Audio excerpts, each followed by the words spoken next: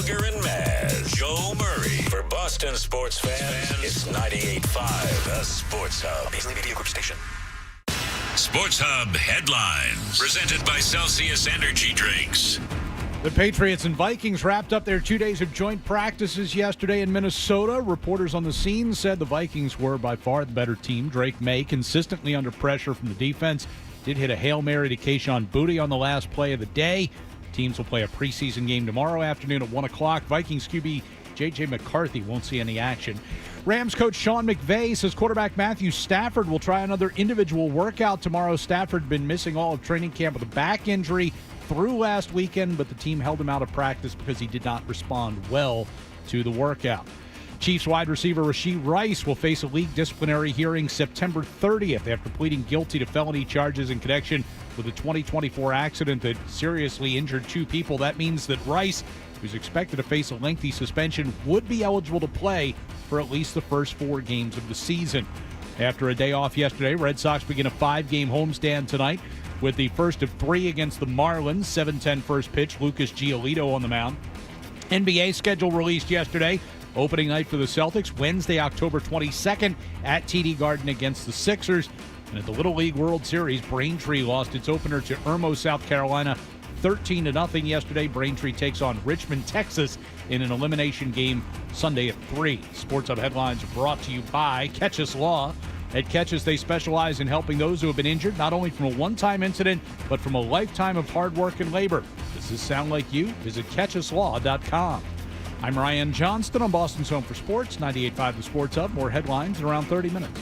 Start your day. Ooh, that's a good one. Work through your day. What's that thing we do at the end of the show? And end your day. I'm not giving you an opinion. I don't know. Right here, 98.5 The Sports Hub. Ladies and gentlemen, I need all of you to stop what you're doing and listen. Toucher. They love the show. In fact, they said, Fred, you're the best. And Hardy. Who's Taylor the originator? On 98.5. No! Hello! Hey there. Aloha. Bonjour! How are we doing?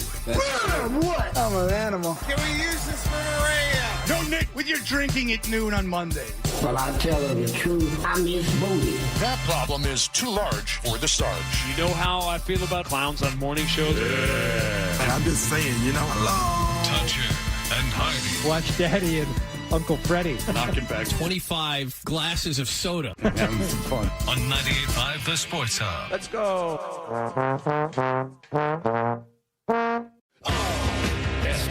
We nectar. It don't matter. None of this matters. Hey, good morning, everybody. Good morning. We are Toucher and Hardy. Ryan Johnston is in for Hardy today. Town Fair Tire Studios. You can watch us on YouTube. Subscribe to 98.5 The Sports Hub on YouTube. And you can call us at 617-779-0985. Exciting morning on the show today. Bert Breer. I saw he was in Houston. I don't know where he is. He coming in today? You think he texted me back when I asked? Oh, man, here we go. If he doesn't come in, that's going to be a problem. Oh, Yeah. I mean, that's an hour of the show. That's not great. But, yeah, listen, he's got an hour. yeah. I don't know what's... What ferry is he coming back on? See, he's not in Nantucket, so that makes me think that there's a possibility that he is, coming back because the flights land. Usually no text back is just like, yeah, he's coming in. Like, Okay. So. Last week he landed from somewhere at midnight and was still in here the next morning. Yeah, So and he gave me got a heads home up at on that. midnight. Yeah. He He was got like, hey, home I'm at coming in late, midnight. but I'll be in. So Yeah, but getting usually- home at midnight is not a big deal. No. Especially when you just have to get in here at 7. I mean, Yeah. that's not a big deal at all. Yeah. And yeah, usually when I don't hear anything from him, it means that everything's Right. kosher. So Like, I would imagine to get in here at 7, like, he could get up, like, at 6 or a little before 6 and get in here by 7. Especially on a Friday. Like, that's not bad traffic. I mean, Yeah, but he's got to stop at Dunkin' on the way, too. well, and he's got to run and the everything point. else. That's That's the thing, is that, and so, getting almost 6 hours of sleep is a luxury. That's not I mean, if you get home at midnight and go to bed, I mean, 5 hours of sleep is pretty much a standard operating procedure. That's not anything that's ludicrous. Now, it's not. It doesn't add up to a healthy life, but it is what we do. And so, yeah, I don't have a lot of sympathy for, I got in at midnight. I mean, there's a million nights I've gotten in at midnight. There's a million nights, as I know with you, John. I certainly haven't been asleep at midnight. That I've been laying awake at midnight. Yep. Yeah, that's always fun. Yeah. But ultimately, if you are still home by midnight, home at 1 a.m, getting here by 7 is not the end of the world. You're not going to feel fantastic, but easy enough. I mean, when was the last time you felt fantastic? It's been a while. Yeah, I mean, there's 1974. It's been a long time. Not even then. I had to go back further. Yeah, I always talk to Hardy about this. It's like, I don't know if I'm eating food that gives me enough vitamins now. Like, that was never a concern. No, it's so sad. My life is the same way. Yeah, like it's so sad that our lives have come down to this. You're checking to see if you have enough vitamin C or B12. Well, because just like when you're like drinking a lot, like you're kind of just you're either hungover or not. Yeah. So if you're not hungover, you feel fantastic.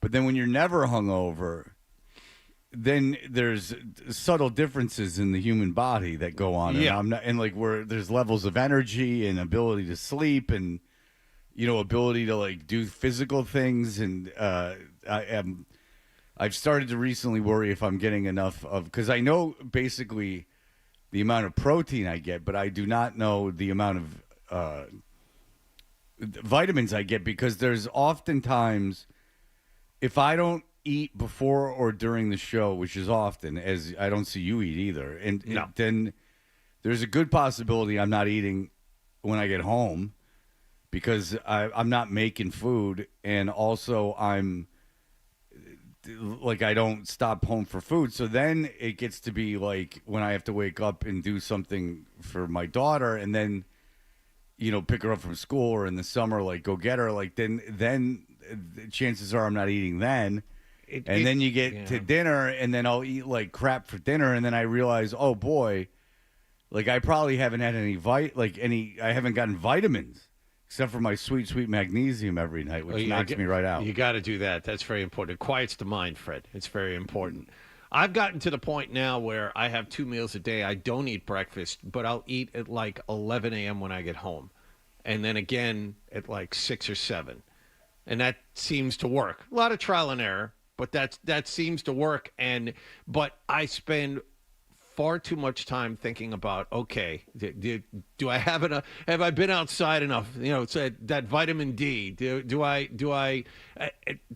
I don't know if it's age or what it is, but I spend far too much time thinking about this stuff. Far too much time thinking about food. Far too much time thinking about vitamin intake. I don't know what it's a byproduct of. As you can attest, working this shift, you spend some of your day a little delirious. So I don't know what it is, but it's annoying as hell. I don't want to think about this stuff. Yeah, I'm tired of thinking about this stuff. And then if I don't eat, but I take vitamins, then my stomach hurts. So I don't know why my stomach hurts, because I take 10 pounds of medicine a day. I don't know why the vitamins would make my stomach hurt, but maybe it's perhaps my body's not used to it. So I don't know what I'm eating or what the proper amount of it is. I eat, like you said, you eat like crap at dinner. You eat too much at dinner. I'm the same way. I don't even eat too much at dinner. I just eat like crap. Yeah. And I could go all day and all night without eating.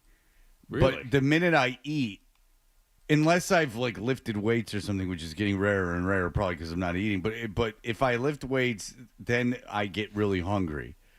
But it's almost like priming the pump. Like, I won't be hungry, but if I eat something, like anything, then I get really hungry. But I went out last night with people and got like, it was one of those Chinese food things where the guy orders like a bunch of food. and it's all like on the table, so you eat a lot. Yeah. And I got home and I was like, my belly was dissented. Like it was like my body was going, oh, you gave me a lot of food. So this morning it's coming like an hour is going to be hellish. Because my body is saying I had to take heartburn medicine last night. I'm getting very old. I used to be able to go and eat tons of Chinese food. You know what I'm saying? Like go to Kowloon and crush it, and I can't do that anymore either. I can't eat an obscene amount and not feel it. You know, it almost felt refreshing but then my belly was dissented.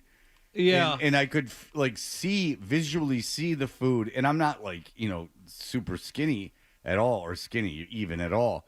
But like I could almost like the top of my stomach was dissented and then it got lower. My body was reacting to that much food. Not fantastic. So you could maybe look at it as a good thing. You've been eating well for so long, your body wasn't used to mammoth intake. No, I just think I haven't been eating a lot, and then so when I ate a lot, like my belly. I mean, I'm not eating good food. I'm not, preparing salads and things of that nature. Like when I eat, it's generally not good. So let's go back. You said you can go all day and all night without eating. I mean, I don't, but I could. Like, I don't get super hungry because I'm not, like, doing anything with my muscles. So I don't know if that has something to do with it.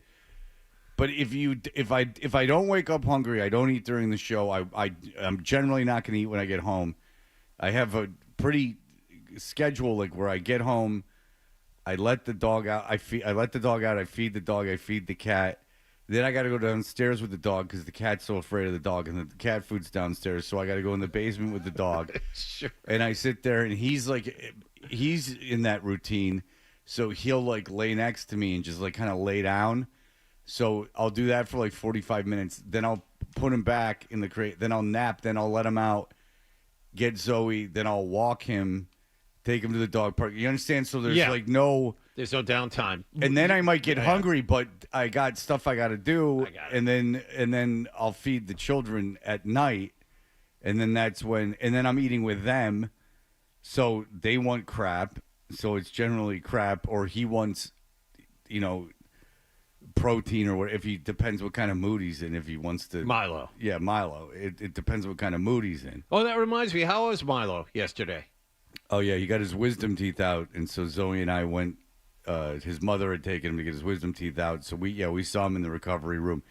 It's a shame because he was super effed up, but he had a bunch of gauze in his mouth, so like I couldn't understand what he was saying. I have video of it, which she encouraged me to put on Instagram, but I don't. You can't do that. No, and I actually, I don't like really feel like doing it. But he didn't say anything.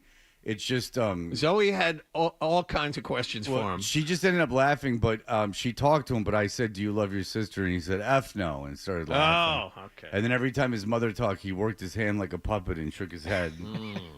That was his big contribution. And then he kept saying, "Did I just wake up? Did I just wake up?" And then he did remark how great it was. And I went, "Well, yeah, that's the thing." Because he was afraid to get his wisdom teeth out. He was afraid of the IV. And I'm like, you realize it's like a pleasurable experience. Like, it's not going to be after, but like during it and after it. Like, because his body is so pure that I can definitely tell that he's not like drinking a lot or anything or doing drugs because that stuff affected him for a long time. Like, I go in there and they knock me out. Like 5 minutes after I get up, I'm like, all right. Well, you've woken up at times when you weren't supposed to. Well, yeah, I did it. Well, during my first colonoscopy, I woke up during it. Not like I was still groggy, but I woke up during it. Yeah. And then during my last one, I went to a different guy who did the colonoscopy, and he said I kept getting up and like talking. I don't remember getting up and talking, so they kept giving me more anesthesia. Like they had an anesthesiologist in the room like during the procedure. So they kept upping the anesthesia. Like the first time, I guess they didn't. And they just gave me what they usually give people. And then the anesthesiologist went to another room. This guy had one like in the room the entire time. And I had actually warned him because I was like, I think it takes like a lot of anesthesia to keep me under, like maybe not to knock me out, to keep me under. And they're like, yeah. Guy probably hears that all the time. But it's like if I'm knocked out, I'm knocked out. I don't care how much you give me. Just give me enough to knock me out, and that's fine. But it is funny because I told the guy that, and then when I woke up, the guy's like, "You were right. We had to keep giving you like anesthesia." So, I'm tall and I'm not like a 90-pound. Well, I'm not even. I mean, I'm 185 pounds. But also that I drank so much that my tolerance is like incredibly high. So with my son, it was like a pure. Yeah. Like he enjoyed the high for like a very long time. Very long meaning what? So, I mean, I got there like 10 minutes, 15 minutes after the surgery, and he was still like not remembering getting up, effed up. He's like had trouble getting into the car when they took him down in the wheelchair. Mm-hmm. And then I went to pick up his medicine, and I went over to his mom's house, and he was like not like, blacked out or anything, but he was still like pretty woozy. So, yeah, like, I mean, it lasted like an hour after he still had effects of it after an hour. And I'm telling you, 5 minutes after I get up, like, I haven't done it, nor would I do it. But I have every confidence, and I never drove around drunk. I really didn't. But I have every confidence that if pressed after that procedure, 10 minutes after that procedure, I could operate a motor vehicle without an accident. I wouldn't try it, but I'm fairly confident that if you put me in a simulator, I could do a fairly good job. I'm pretty sure that puts you in a very, very small subset of people. Grown men. I just think that you're not like a virginal anymore. Like you've done what you've done to your body. Now it can swing the other way, because if you've done enough damage to your body, then the stuff can mess you up even worse than before. So there's a happy medium. Yeah, you get cirrhosis or something, or like any kind of like liver failure, then it's really going to affect you. So I'm in that sweet spot. Very high tolerance, but no liver damage. So close to the line, but not over. That's exactly. Good. We went close to the sun, but we pulled back in time. We pulled back in time for there not to be a complete liver failure. No cirrhosis. So Milo is swollen both cheeks. He wasn't swollen yesterday. His mother and Zoe are going to New York this morning, so after the show, I'm gonna go to his mom's house and like nap there, and then I told him I would take the portion of the profit from the J.J. McCarthy card and take him to the card store. Oh, so I know what I want. I know what I'm chasing. What are you chasing? It's his football. It's a football box. I don't need to tell the world. I was told that when we had Costa in here, he was telling us that baseball cards were popular, and maybe a lot of football cards are not as popular. But you're telling me that's not true. There are a lot of popular football cards that are worth a ton. I mean, I just sold the J.J. McCarthy card for $5,000. So, yeah, that I pulled out of a pack a week ago. So I would imagine that football cards are okay. Okay. I guess if you got a Roman Anthony card, but is there – the thing with football is I just think there's a bigger market because there's more football fans. And everyone's a football expert. Like, everyone's speculating on J.J. McCarthy. Like, how many people are speculating on that kid from the Nationals? Like the big rookies out of that rookie box, how many people know who they are? There's a kid on the A's. First of all, pitchers, unless they're Skeens, are worth nothing. So there's L.A. De La Cruz. Which you got, if I remember correctly. Yeah. It's like I don't even know what I did with it. I lost a Shohei Ohtani signed card, too, because my son was screwing around with it. Oh, okay. And it was numbered. And so Lord knows where that is. It's somewhere in my house. My son pulled out the oven to see if it fell behind there.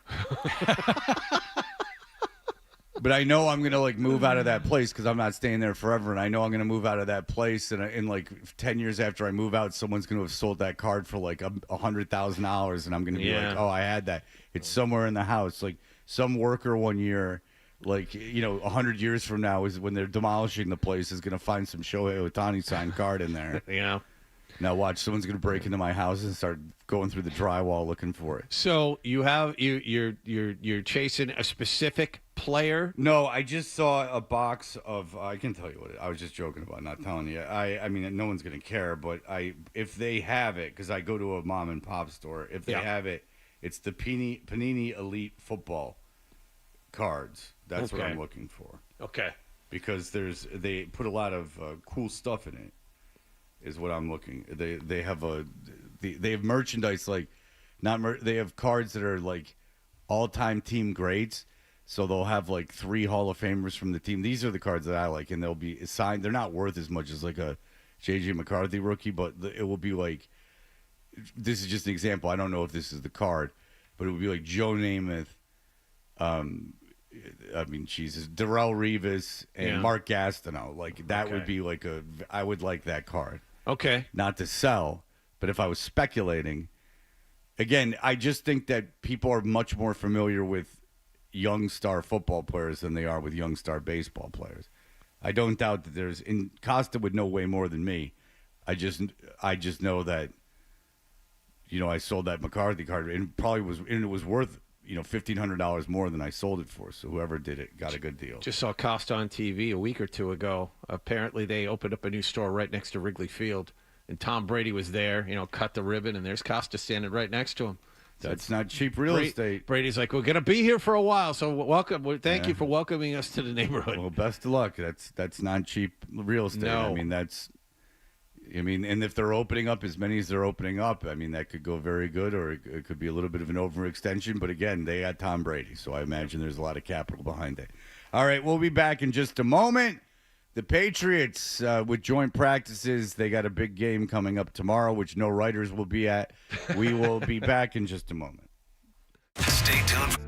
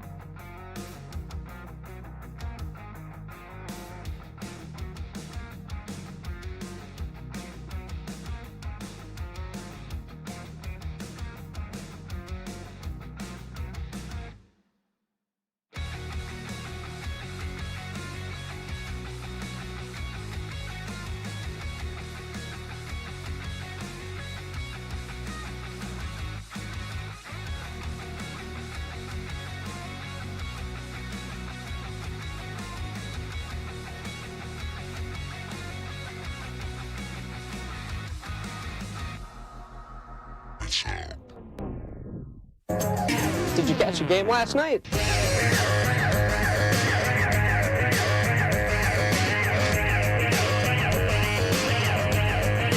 We are Toucher and Hardy. What happened last night is brought to you by Leonard Hair Transplant Associates, where your hair doesn't have to be a game of what happened, so change your lettuce and change your life with Dr. Matthew Lepresti at 1-800-GET-HAIR. Jonathan, what's going on? All right, Patriots went through their second and final joint practice with the Minnesota Vikings yesterday. Things did not go well for the Patriots for the most part. Mike Vrabel beforehand celebrated his 50th birthday, Fred. He told the media that the only cake he prefers to eat on that day is carrot cake, which to me is near the bottom of the list of cakes. If you were to give me, my choice, carrot cake would be near the bottom. The walnuts are I'm not a fan of the walnuts. Well, I'll tell you. In the cake, it's not good. You have to have walnuts in a carrot cake? Apparently, to make a proper carrot cake, this goes back to childhood trauma, Ryan. When we'd go visit my grandmother in New York over Thanksgiving, she would always bake a cake for my sister and I. And one year it was carrot cake, and she insisted on putting walnuts in it, and it was horrendously bad. Well, that does sound like trauma. Never went back to it. It was a horrible. Yeah. I like cakes, Fred. She didn't choke you out or anything. No. There was just there was walnuts in the cake. That is a terrible story. Bad, terrible. All I know is that Roach was so pleased with himself that he asked him about the cake. I mean, he put it on social. He put it on Instagram. He's like, I asked about the cake. And it's like, well, that's embarrassing. That's a stupid question. Danny's he's big on cakes. Yeah. He brought me a cake into the studio last year when we were filling in for my he did? 100th show. I remember that. Yeah, he's proud of himself for asking a stupid question. I don't understand why he was so proud about it. Who cares? He was getting personal with the head coach. They're buddies.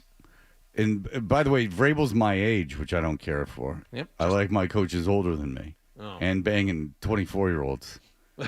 I like them 72 and banging 24-year-olds. If it were only a couple of years ago, Fred, you'd feel great. Is Vrabel married? I think so. I heard Vrabel was going around trying to get into country clubs for free. Oh, really? Yeah, I think I know that's true, but I'm not willing to say for sure. But I've heard it from enough people. Okay. And I'm being told he's married. So there you go. Mike Vrabel's off the market. But I did hear that he's attempting to get in. I don't know which ones, but he's been attempting to get in. Very politely, they said, "Sir, I'm sorry, it doesn't work." I just don't understand. If you're a country club, why would you let a guy in for free? It doesn't. I mean, how does it raise the profile of your club? I don't understand why having the coach of the Patriots, unless you really need to boost membership somehow. But if he's asking in, they probably don't need to boost their membership. Yeah, and also so you're going to turn to all the people that pay, who are probably not losers, and go, oh yeah, he's more important than you, and he doesn't have to pay. Much more successful at business. I mean, the country club you famously wouldn't let Brady in. Yeah. They let Giselle in, and there's that really good country club. I guess it's the best one in California that's outside of Los Angeles, and they won't let anyone in the entertainment industry in because they don't want the publicity. So it's kind of counter to everything that's about. Hardy's told the story of Mac Jones going to that country club and showing up and hitting on the driving range and stuff, and finally they came up to him and they're like, "What are you doing? You don't belong here." and he was like, "Well, I mean, I'm Mac Jones." Essentially, I mean, I don't know if this is the exact conversation. I don't want to leave myself up for litigation, but he's like, "I'm Mac Jones," and they're like, "That's great, but you don't belong here." I bet you if he applied, he wouldn't even really have to apply. He would get in immediately and get that golf membership immediately. But I do think it's funny that you would assume that anyone would want you that badly that they would let you in for free. Because say I ran a private equity fund and I was worth $50 million, and I found out they let the coach of the Patriots in for free. No.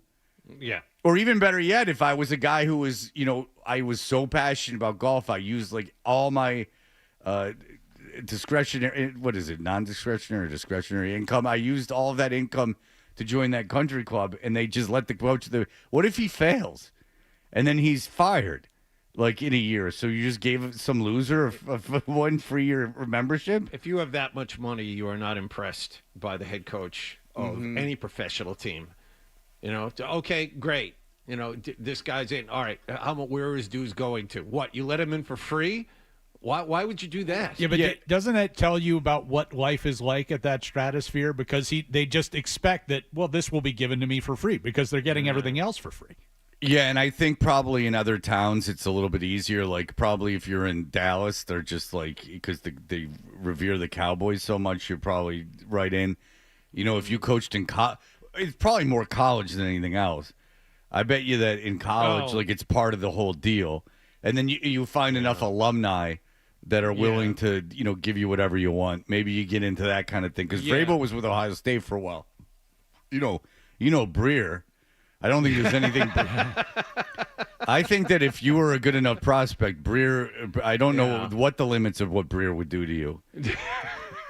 I'm serious. It would be a nice game of chicken. Yeah. If that receiver. That sophomore receiver was like, I'm thinking about transferring, and then Breer's in front of him. No! And Breer's like, no, what can I do? You can't leave this room. And then the kid and then he's not a kid, he's an adult, but the adult goes like, all right, Bert, let's start testing what you'll do.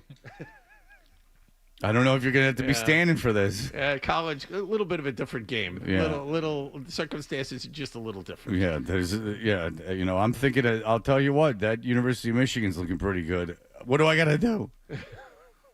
Well, it's not going to involve money, Bert. Yeah, unfortunately. Let's just see how far you'll lower yourself. I would think you need you to put this collar on. Lower than you would think. I think it'd be lower than you'd think. There's probably a standard he would dip to. It's funny because I don't understand, and it runs a bunch of ways. I mean, there's that guy that owns the Cavaliers that went to Michigan State that pours money into that program. Is that Dan Gilbert? Dan Gilbert. Yeah. So it's just college is 4 years of your life, and I really enjoyed my time in college. I loved it. But when it was over, it was over. I don't. Something that was only 4 years of your life, I'm not quite positive how you are that, locked into it. That it's that much. I guess that's what sports are for. I guess if you go to a school where you're passionate about the sports teams, that's what keeps you locked in, which is why they're so valuable to people. Because as for you, John, too, you went to a small school. Brian went to Syracuse, so there's that sports aspect kind of still. But for John and I, there's nothing. There's nothing back there to pay attention to. No. So, it was a great 4 years. And I realized when I went back with my daughter this summer to Rollins, where I went to college, that it would have been the equivalent of someone from the class of 67 coming back when I was a senior. I know. And, alumni that from my fraternity would show up. And they'd be class of 85, and we'd be like, oh, Jesus, what's this loser doing here? Let alone the class of 67. I'd be like, what planet are you on? You're 50? You suck. Get out of here. And what was really disappointing is halfway through the tour, I realized that it had been 29 years since I graduated, not 30 or not 20. Yeah. I was just thinking it was 20 years, it was 20 years, it was 20 years. And the campus was completely different. Every building except for one was different.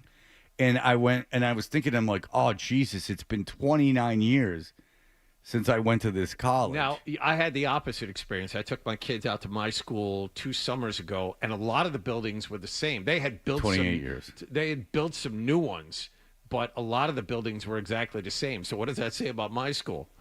That they're not getting any money. Apparently. Yeah. It seems like Rollins is swimming in money. Yeah. I defy you to go to that campus and not want to go to school there, unless you want to go to a big school and you want to have anonymous sex, which is not available at Rollins. That's the thing. If you go to a school like mine, who is 1,000 less than yours, you make one mistake, that's it. That brand is on your forehead for 4 years, man. Yeah, and you bang a chick from a sorority, and there were 2 sororities where most of the hot girls were, and if you banged a girl from that sorority, that was pretty much that. Then you were at least going to have to backdoor some situations. And not in the sexual way. You were going to have to, sneak around a little bit. Yeah. It was easy to get branded. Now, some of that is while you were actively dating the girl, her friends would it was almost like a competition. But then as soon as that relationship was over, it was dead. I told you, I really didn't get laid that much in college. I dated a girl for 2 years, and then after that, it was like pretty sporadic. Like, you hear Hardy at Michigan State, and Hardy's no prize, but he's in there. I mean, I got laid at Michigan State when I would go up there for the weekend. I couldn't believe it. Like, girls were just like guys. They were great. I was so appreciative. Like, you'd meet them and they'd come back to your friend's house and they'd have sex with you in the bathroom and you'd be like, great. And then they would leave and it was fantastic. I had a conversation. Forget it. I'll tell you off the air. Okay. This guy was telling this pretty funny story about a situation he got himself into years ago. And then I'm like, well, how'd you get out of it? And he's like, told me how. And I'm like, oh, that's great. I'm like, that's great. And everyone laughed at the table because I was the only one reacting to it as, wow, that's awesome. She left you. I'm like, that's got to be awesome. And everyone started laughing, and I couldn't figure out why they were laughing. And because I was the only one who held that view. Well, she left you? Different situation. That's fantastic. Yeah. Just like that, huh? She just walked away. It's really good. I expected this story of some long drawn out thing, and I'm like, no, she just left. Wow. I'm like, that's what he's a like, concept. And he's like, yeah, and everyone started laughing, and I'm like, oh. I don't know. Sounds like heaven. I don't know anything about that. Wait, she dumped you? Oh. That's great. That's gotta be great. The only girl I've ever cared about dumping me was in college. The only one that I didn't get over it in 5 seconds was college. It damaged me in some way where I didn't really care. Okay. I mean, if you'll recall my breakdown during the original stages of my divorce, that was completely financial. So, that was... Is that what that was? That was financial. I mean, I complained about the money. I do. I remember that. Did I give the sponsor? Probably not. What happened last night is brought to you by Leonard Hair Transplant Associates, where your hair doesn't have to be a game of what happened. So change your lettuce and change your life with Dr. Matthew Lepresti at 1-800-GET-HAIR. No, I'm one girl in college that I got really depressed about for a long time. Yeah, one girl in college. Okay. Yeah, one girl in college. It's not, and I would stand by that. I mean, getting divorced with kids and everything, and I'm still, very close with my ex-wife, but, it had been in the cards for a long time, so it wasn't like this huge emotional thing. I mean, it's very difficult, and it's not pleasant, and it wasn't, ideal, but it wasn't, this sudden thing where there was, a great deal of woe and sitting around. Okay. No, college was the girl dumped me and I was depressed for 3 months. That was when you play sad songs to yourself. I pretended I was in this video, walking to 7-Eleven in the rain, and then I would show up drunk to her room and the whole thing. Yeah. But I think that you could. Women who have left me as an adult, I think you could do a pretty good straw poll and realize that I was a pretty good chum about it. I did not react overly negatively to it. I mean, it hurts your feelings, but it's certainly not anything that I lost my mind about. Sure. Which maybe I gotta unmelt. Lauren still left me very damaged, Jonathan. Uh-huh. Maybe I need to unthaw this heart. Adam, teach me how. You seem like a real pussy. Teach me how to. You weren't listening, I know. All right, I saw you weren't listening. Did I miss anything good? Yeah, no, probably not. Right. I'm glad that the show is of no interest to you. It is the show that's being discussed in here. Don't you worry. Okay. Oh, very good. Let's go over the Patriots after the break, shall we? What are you guys discussing in there? We're getting things ready for 8 o'clock. Ah, very good. All right, we'll be back in just a moment. Essential Sports Hub headline presented by Celsius Energy Drinks. Patriots and Vikings finished up their 2 days of joint practices yesterday. All reports were that Minnesota clearly had the better day. Drake May avoided any turnovers for the second straight day, with the offensive line struggling to protect him. Teams play a preseason game tomorrow afternoon. Vikings quarterback J.J. McCarthy confirms he will not play in that game. Rams coach Sean McVay said Matthew Stafford will try to go through an individual workout again tomorrow. Stafford did the same last weekend, but his injured back did not respond well enough to begin practicing. Chiefs wide receiver Rashee Rice will face a league disciplinary hearing September 30th, which leaves him eligible to play in the first month of the season after pleading guilty to felony charges in connection with a street racing accident that seriously injured 2 people. An appeals court yesterday upholding a ruling that allows former Patriots assistant coach Brian Flores to proceed with his discrimination suit against the NFL, Broncos, Giants, and Texans. Flores alleges systemic racism kept black coaches and front office personnel from advancing. After a day off yesterday, Red Sox back home for a 5-game homestand, starting with 3 against the Miami Marlins tonight, 7:10 first pitch. NBA schedule is out. Celtics open up on Wednesday, October 22nd at TD Garden against Philadelphia. And at the Little League World Series, Braintree lost to Irmo, South Carolina yesterday, 13-0. They'll take on Richmond, Texas in an elimination game on Sunday at 3 o'clock. Headlines brought to you by Premier Basement Waterproofing, 3rd generation owned by the Albert family. Call now and get on the schedule to ensure you're waterproofed in time for winter weather. It's 844-LIVE-DRY or premierbasement.net. It's game over for water. I'm Ryan Johnston of Boston's Home for Sports, 98.5 The Sports Hub. More headlines at 7 o'clock. More Toucher and Hardy on the way on the Sports Hub.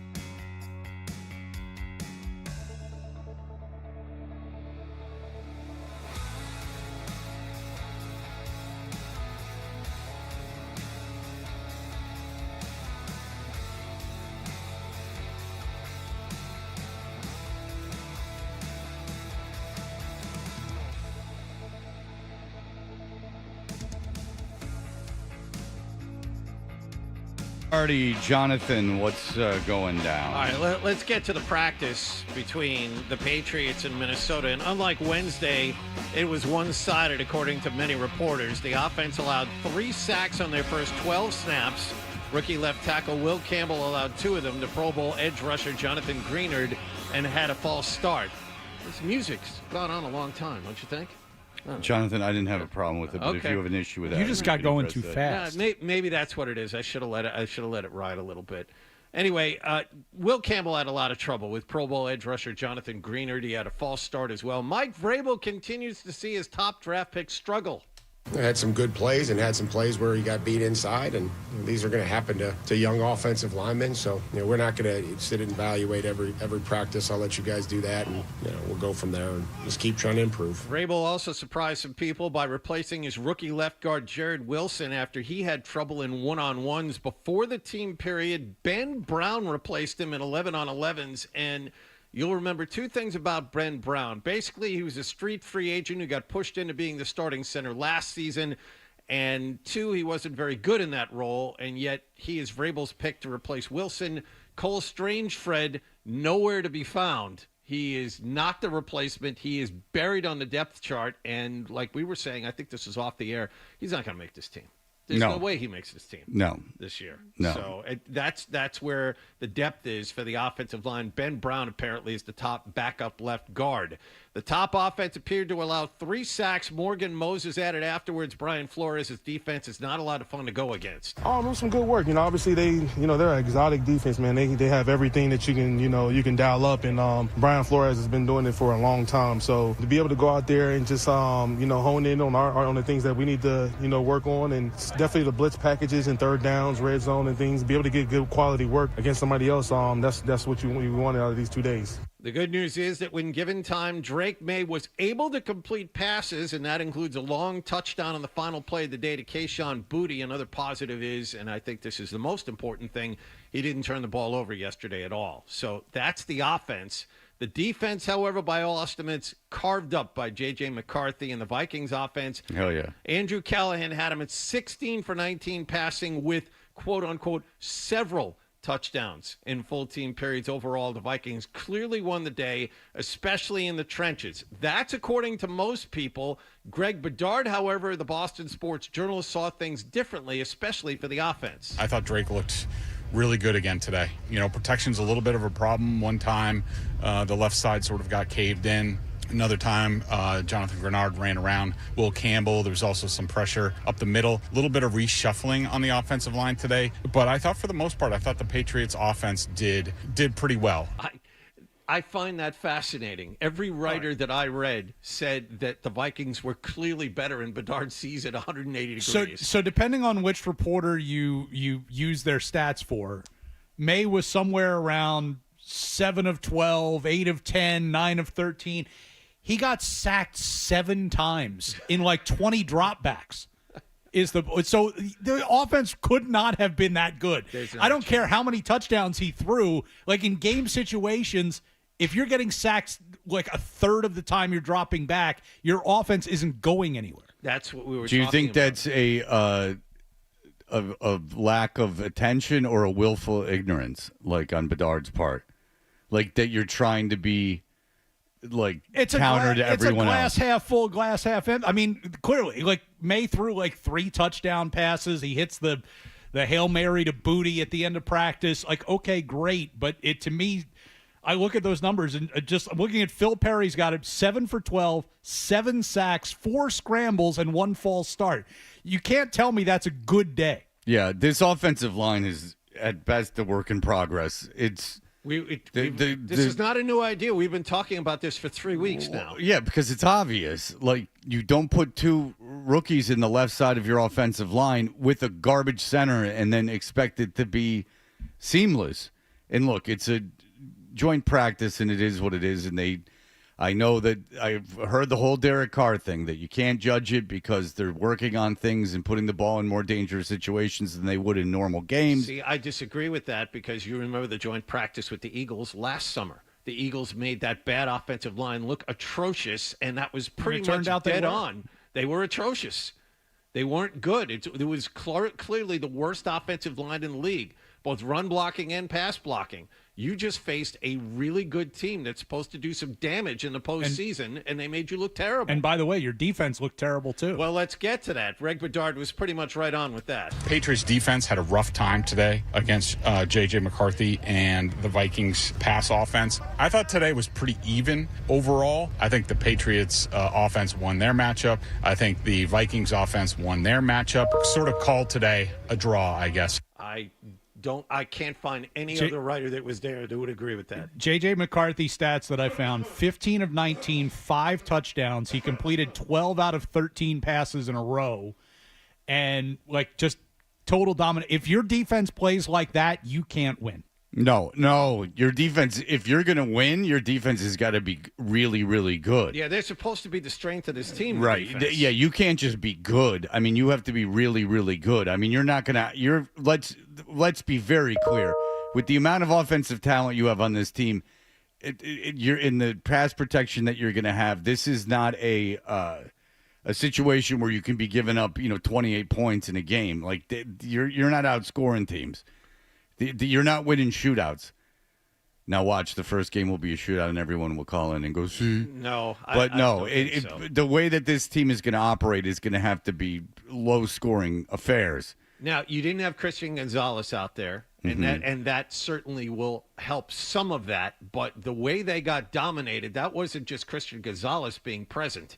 They had a lot of trouble just about everywhere from what I'm reading. And Gonzalez has missed a lot of time, and then you could go, well, he doesn't need the time. And then I would say, well, then why do they have anyone practice that's going to start? If you don't need the practice, why would I put anyone out there to risk injury if they don't need it?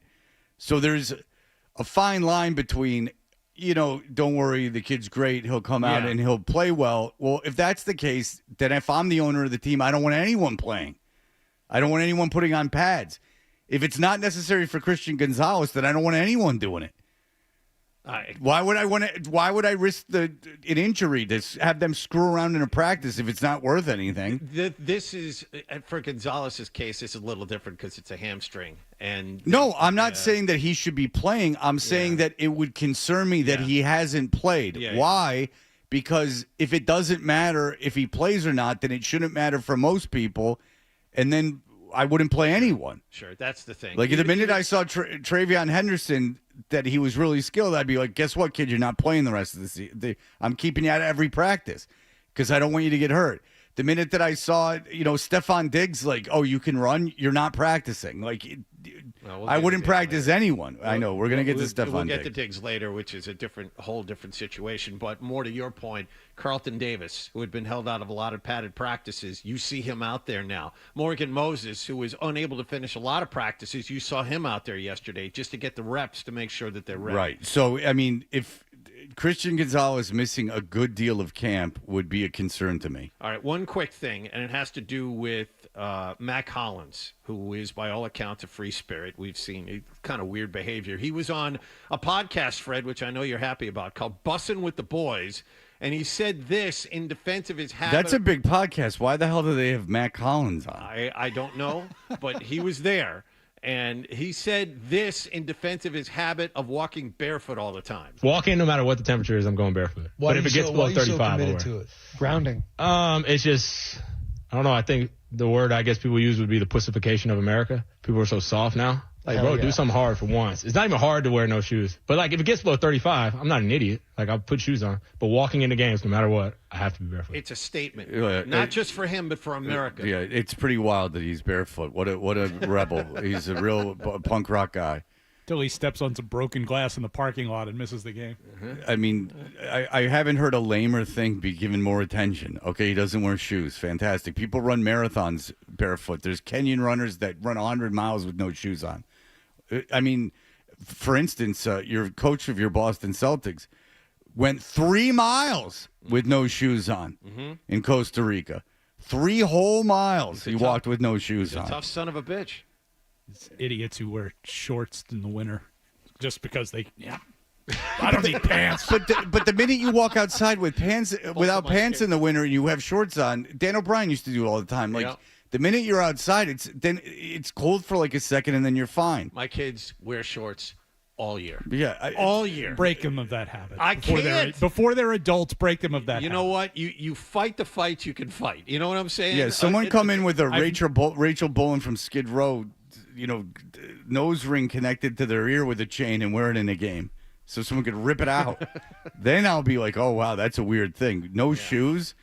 The pussification of America. You're getting a lot of mileage out of this no shoes thing. If you got a podcast appearance on a big podcast, just because you don't wear shoes. Yep. I mean, Jesus, you want to talk about the boredom of America and pussification? More like we're so bored that this is of interest. Ugh. All right, Bert's here. Yeah, he's here, and he's showered because I can smell him. Yeah. All right, so we'll be back in just a moment. You're listening to Toucher and Hardy on the Sports Hub. McGovern Auto Group and 98.5 The Sports Hub are giving away a brand new Ford F-150. Follow 98.5 The Sports Hub and McGovern Auto Group on Instagram for info on how to qualify to win a 2025 Ford F-150 from McGovern Auto Group and 98.5 The Sports Hub. Complete rules and details at 985thesportshub.com. Hey, it's Madsen at Rodenizer Home Services. They don't just remodel houses, they help you fall in love with your home all over again. Their full-service remodel team brings together skilled carpenters, painters, plumbers, and electricians to handle every detail. So whether you're dreaming of a kitchen transformation, a modern bathroom upgrade, or a finished basement built for comfort, they've got you covered. Schedule your consultation today at Rodenizer.com and let Rodenizer redefine your space. Hey, it's Sean Flaherty, managing partner at Catches Law. At Catches, we're more than just attorneys. We're your neighbors. We live in the same towns, we walk the same streets, and we care about the communities we serve. When life throws the unexpected your way and you need real results, you need real trial lawyers. Catches Law has recovered over $3 billion for the people of New England. From workplace injuries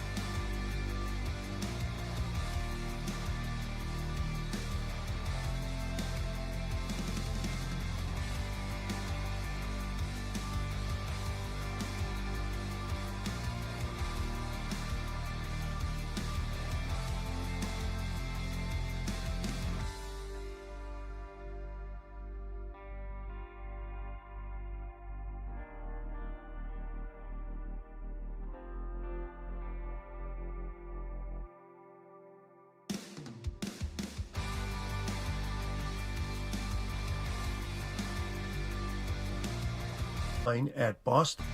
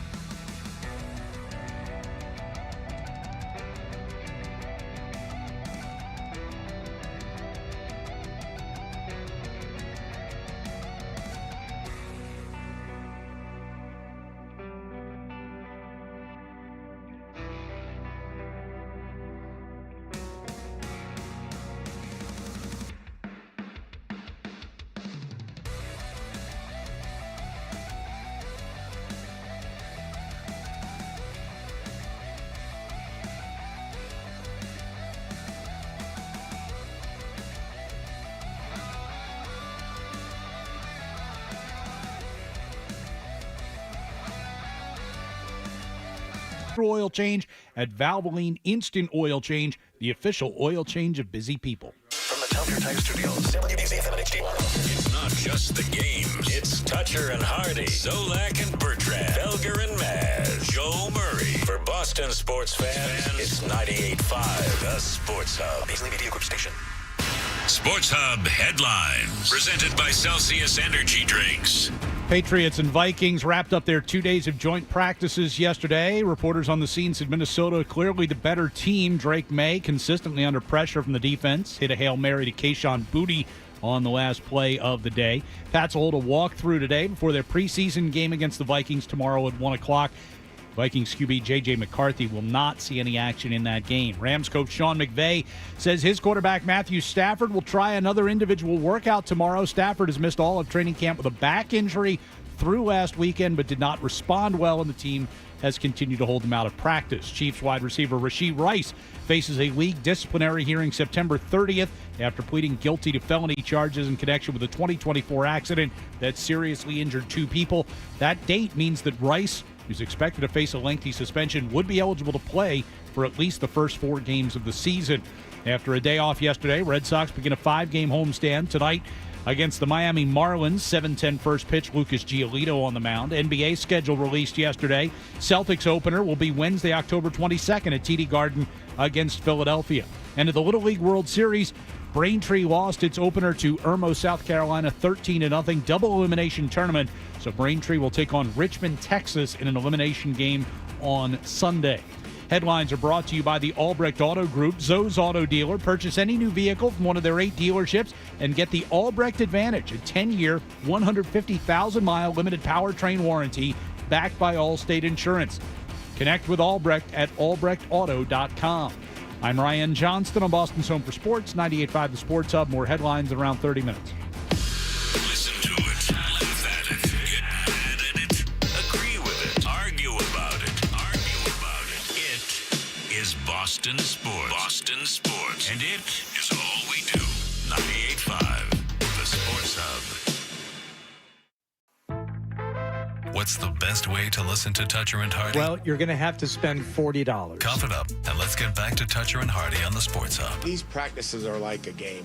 Oh, this is like early 20 teens, maybe like 2011, 2012. Okay. The Cities of Eve song, yeah. Because it's a...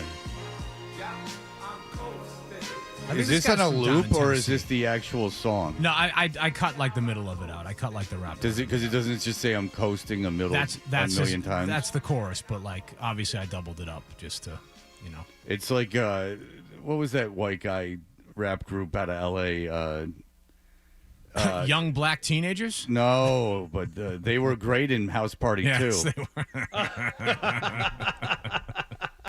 No, it was really it's a white rap group. I'll have to think about it. Young Einstein was the DJ. It's not. They always bugged me. What was it? I gotta figure out what rap group that was. Give me 1 second. Ugly Duckling. Ugly Duckling. Thank you. Oof. Okay. Ugly Duckling. Not. People insisted on them. I did not like them. All right, Bert Breer is here. Bert, you've been to a bunch of camps. Yeah. How is that? How's that going? Been to 22 now, so Jesus. yeah. No, I'm a little tired, but it's been great. It's a good chance to learn about a ton of teams and get to see people and all that. Was one of the camps you went to Cleveland? I've seen Cleveland twice. Okay, Fred, we were talking about Shadur Sanders off the air. He has some interesting information. First of all, it's impossible to like this kid. I mean, he shows up at his first start with the guy with the boombox and the staff. Well, let's talk about that. Is he was that serious? Is he being serious, or was he kind of poking fun at the whole thing?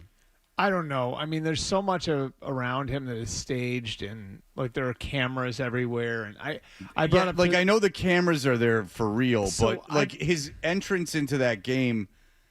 It almost thinks that. Was, I mean, like, was he goofing on like the media, because he had a guy with his staff?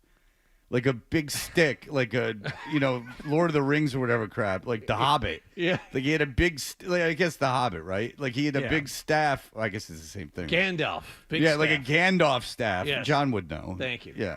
He played Dungeons and Dragons, but it almost seemed to me like he was kidding around, but I don't know. Because I don't want to be the guy making fun of him when he's actively trying to get people to make fun of him. Like the joke's on us. There's maybe like an element of like trolling everybody with all of this, but with him. But I don't know. It's just I was telling you the story about Tony Grossi. Tell the story. There's a video, Fred, of him arguing with a writer. Do you know who Tony Grossi is, Fred? No. Okay, so Tony Grossi is... I did see the video of him, but was he joking in that? Well, hold on. So this is like... So Tony Grossi, for those who don't know, has covered the Browns since like Marty Schottenheimer was the coach. So he's been around forever, and he's been critical of Shadur, and there's a video that got out there on social media that has Tony Grossi and Shadur Sanders going back and forth, which, by the way... Like, I really appreciate, as a reporter, I appreciate that. I would much rather have a player or a coach or an executive come up and get pissed with me and tell me they're not happy with me than not know and have them act weird to me for like a couple of years. You know what I mean? Like, I just think that's a healthy thing when a reporter and a player, someone you cover, whatever, like have that sort of interaction. So Shadur So my approaches first thought was when Shadur did that, I was like, good. I'm like, that's like a good thing for a player to do. Like now Shadur and Tony can get past that. And like, that's the best way to solve a problem. And then I looked at when you're on Twitter and then, somebody else reposts a video and then you look at, there's like the little tag at the bottom and then you can kind of click through. And so then I click through and then on the second video, there's a credit and it's at Well Off Media, which is Dion Jr. So this whole confrontation, which like seemed like came off as being very organic, like he actually made sure that the camera was there capturing the whole thing, which cheapened, ruined the whole. But you have to give me a little credit for noticing that and asking the question if that was staged. I when you mentioned this just now, I said, was he being serious? I don't think he was being serious. All of it's staged, I think. Yeah, which is it's a very meta concept. Is that a good thing or a bad thing? This is the point I made on Tebow. This is the point I made on Kaepernick. This is the point I make on all of them. For better or worse, you threw a white guy in there. NFL teams, no, for better or worse. So he's equal opportunity. This isn't about young black quarterbacks. Good for you, Bert. No, but for better or worse. But I think it applies with those guys. No, why they don't? Why sometimes the opportunities for them stop coming is because for better or worse, coaches, teams want the backup quarterback to blend in them with the furniture. They don't want a backup quarterback who's a celebrity. Mm-hmm. They don't want a backup quarterback who every time their starter fumbles a snap or throws an interception, the cameras are panning over to him. Like, they don't want that. And so, like, when you ask, is that a bad thing? At that position, it can be. Because, well, just in general, most coaches don't want a player who's a reality star who's going to make drama for anything. Well, no, but there's some level of it being worth it too, right? Like you have to be good enough to justify everything that comes along with you. If you're the best player on the team, go nuts. You can have as many camera crews as you want, right? The team's going to put up with it.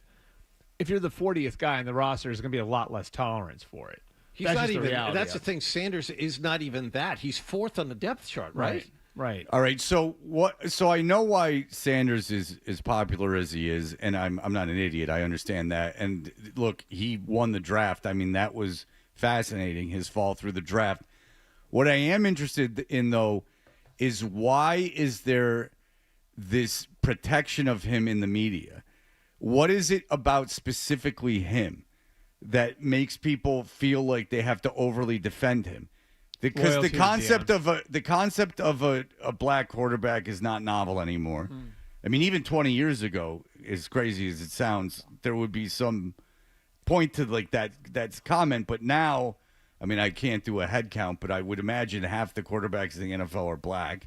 Half the starting quarterbacks in the NFL are black. So the number one pick in the draft was black, and he was no, button-up kid. I mean, from what you say, that his whole getting to Miami was a bit of a circus.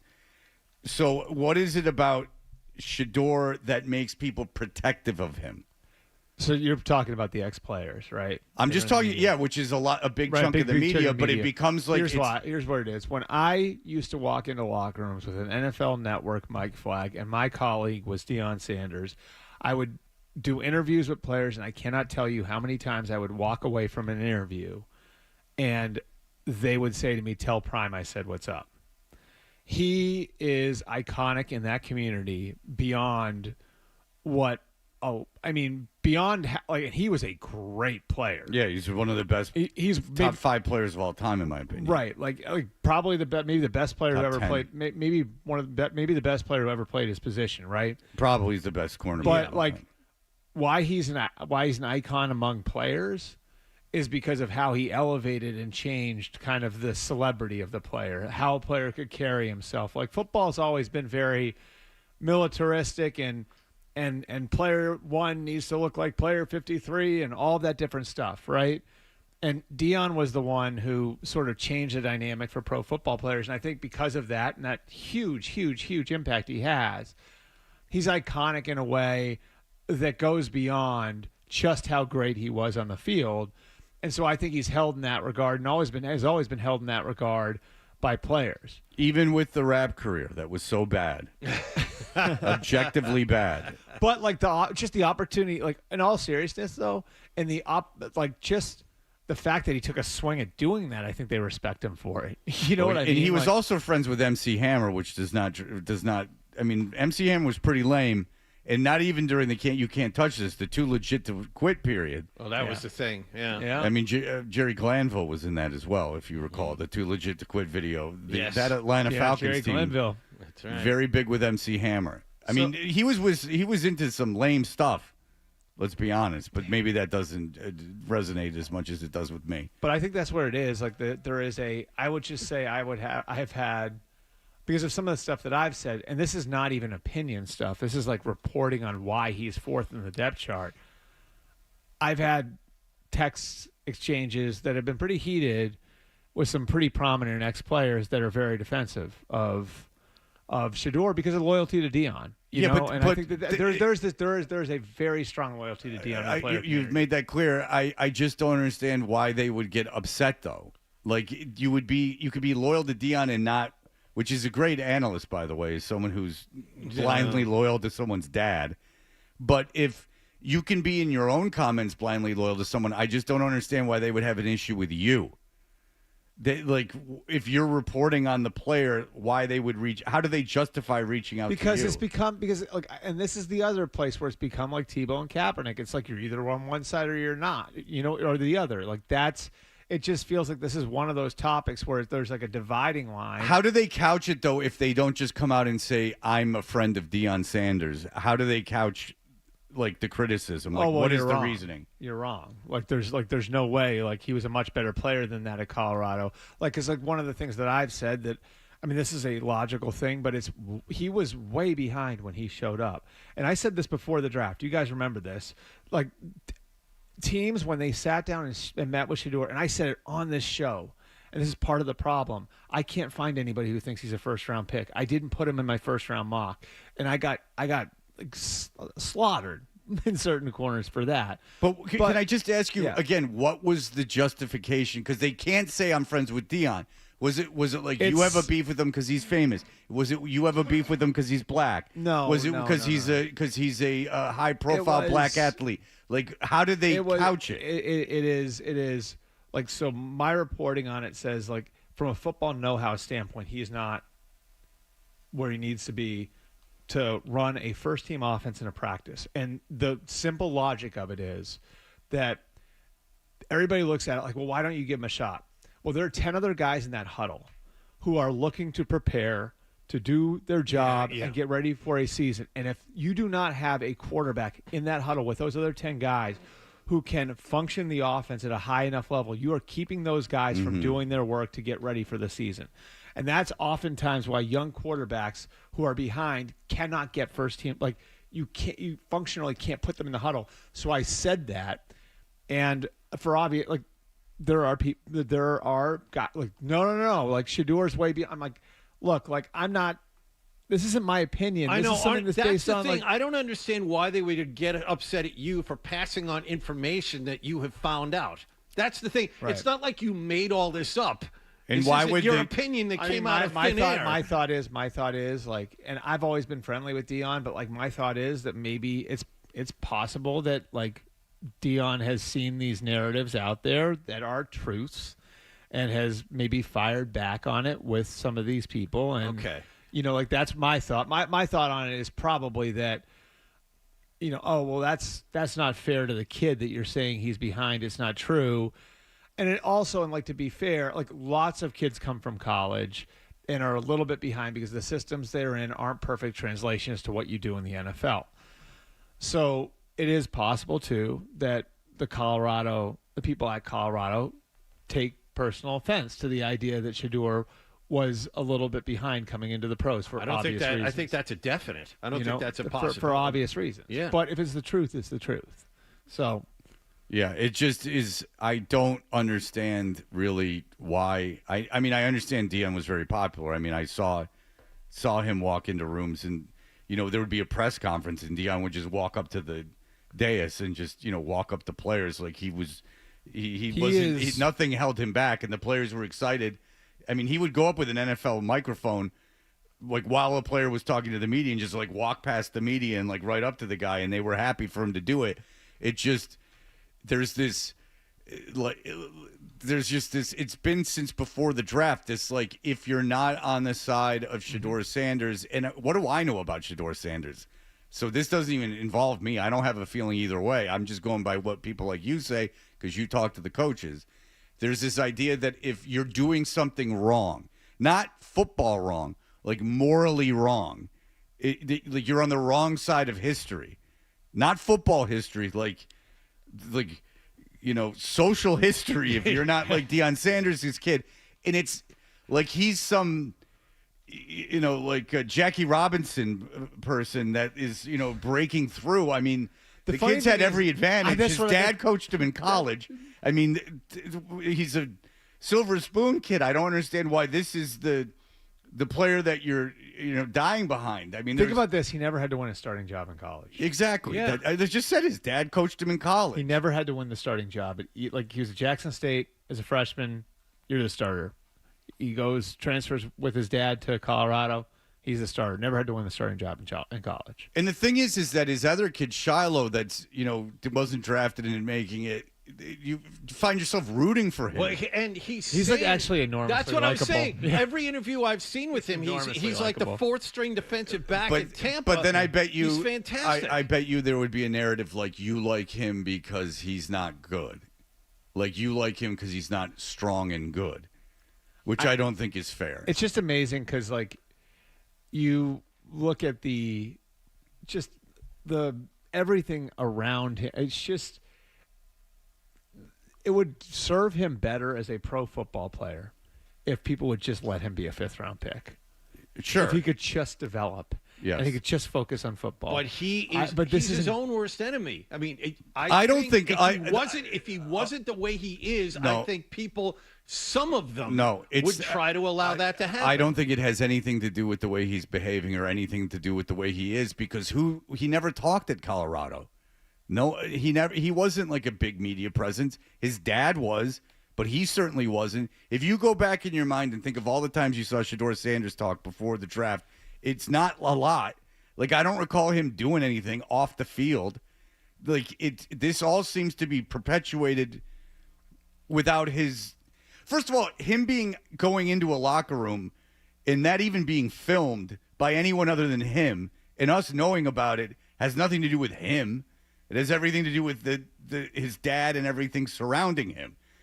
I don't recall him ever saying anything overly interesting or overly controversial or even behaving in a way that's overly controversial. I'm sure I could dig through interviews. There were stories about stuff. Yeah, but nothing like nothing that like blew up.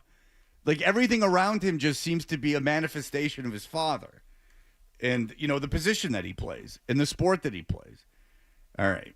I mean, I'm sure he said dickish stuff and cocky stuff in college, but he certainly wasn't like Caleb Williams crying in the stands on his mom's lap and stuff. No. I mean, not that I saw. I just remember after the combine, he was spoken to, and he had a big smile, said, everything went fine, those kind of things.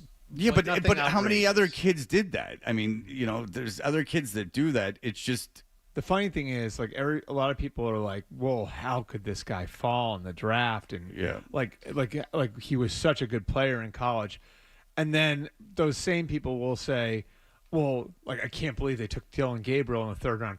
Dylan Gabriel is like the all-time leader in touchdown passes in college football history. Right. You know what I mean? Let's break. We have to break. Yeah. But we've covered it. But it is interesting. All right, we'll be back in just a moment.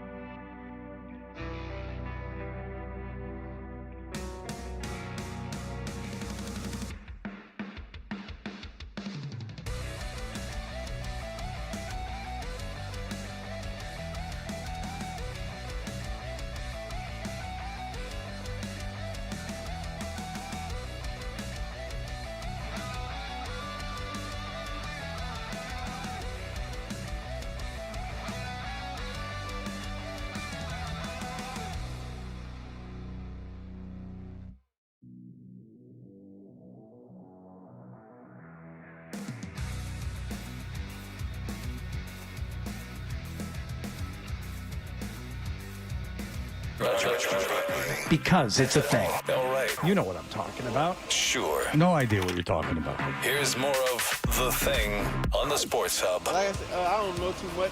I watch film and then see. Feel like Thank you. It's been a long week, but if I don't know if he's been a contrarian and that's like what he's trying to do, but who cares? I like Greg Bedard. I love Greg Bedard on Felger and Maz, as a matter of fact. I think it's a Yeah, they do a fantastic great out. job. How much of that should be taken into the equation, and then we'll get into what you learned from these dual practices. Sure. Minnesota's loaded. A lot of like where Minnesota's going is going to come down to the quarterback. I think that goes without saying, and what they wind up getting out of J.J. McCarthy. But like that roster and where they're at and what they've been able to build for Flores now on defense, because we already know how good their offense is.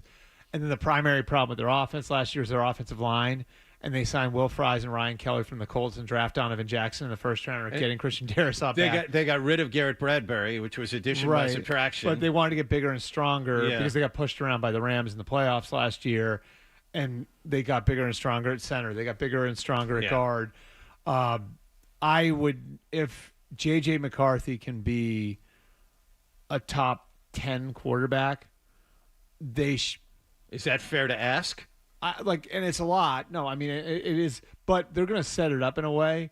Like, look at the level of play Kevin O'Connell got out of Sam Darnold last year. Yep. You know, who's better physically, Sam Darnold or J.J. McCarthy? Sam Darnold. Yeah. I mean, I think that those guys and I think we forget that sometimes. Like when you line these guys up, like, no, that guy was the 3rd overall pick for a reason. Everyone liked him. And I mean, everyone liked him when the Jets writers all thought he was good, and I think he's going to be good in Seattle. I think that what's happened with the Jets is evident with Geno too, right? Like that. There's obviously been some things that have gone wrong there.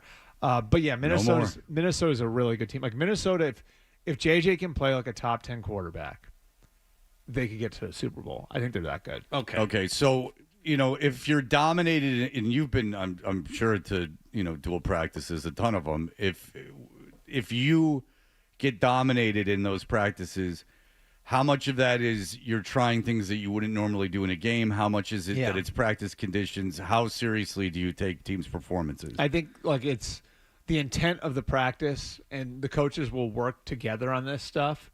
So, and that's one of the reasons why they like using these more than preseason games, because you can rig the whole thing to see what you need to see. Mm-hmm. And so I'm going to put, there might be a practice where I'm trying to build guys up, and then there's other practices where I'm going to try to test guys and see how far I can push them.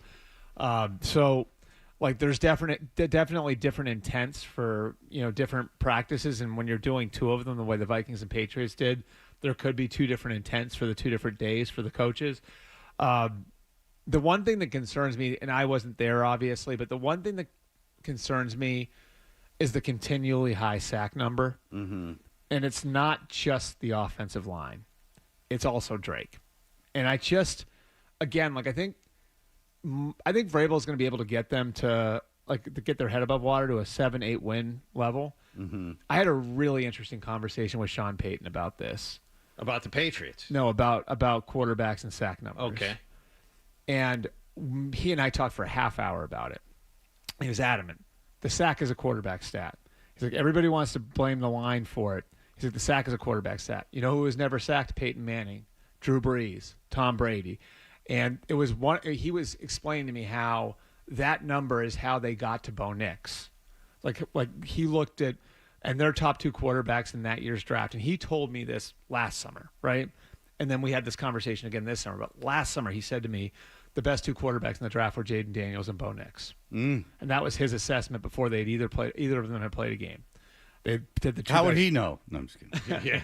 But he said one of the key stats, and they had all these different numbers, but he said one of the key stats is sacks. He said I had my analytics guy go back and look at the last 30 years of quarterbacks. He said to the analytics guy, find me a guy who was sacked a lot in college, who then wasn't sacked a lot in the NFL. He said he couldn't find one. Well, that's bad news for Shador. Well, remember really Russell, for Shador. but you remember Russell Wilson? He got sacked all the time in Seattle, and I think Carroll was like, "That's not." And I think it pissed off the offensive line, right? Mm-hmm. Because he was drawing plays out and not getting rid of the ball. Well, because it's the quarterback's job, and We had a big on-air argument about that, by the way. And Peyton's argument on this, and like he knows more about quarterbacking than almost anybody, was here's what the sack tests. The sack tests quarterback's movement, quarterback's instincts, quarterback's ability to process what's in front of him, ball out. And it was really interesting listening to it because it was like the great quarterbacks have the instincts and the processing ability to adjust to whoever's in front of them. And if you're taking a lot of sacks, the reality of that is a lot of people are going to put it on the line, but I think it's on the quarterback, and that's sacks are devastating because it's penalty, loss of down. It's worse than a penalty, like it's like almost like a personal foul. But at the same time, there are certain things outside the quarterback's control. The Patriots' offensive line was far and away the worst in the league last year. Okay. Didn't give any quarterback a fighting chance. I think Sean Payton's theory is predicated upon at least a mediocre offensive line. Okay, so here's the other thing. They had the same offensive line in 23 and 24. Russell Wilson, Bo Nix. They cut their sack number in half.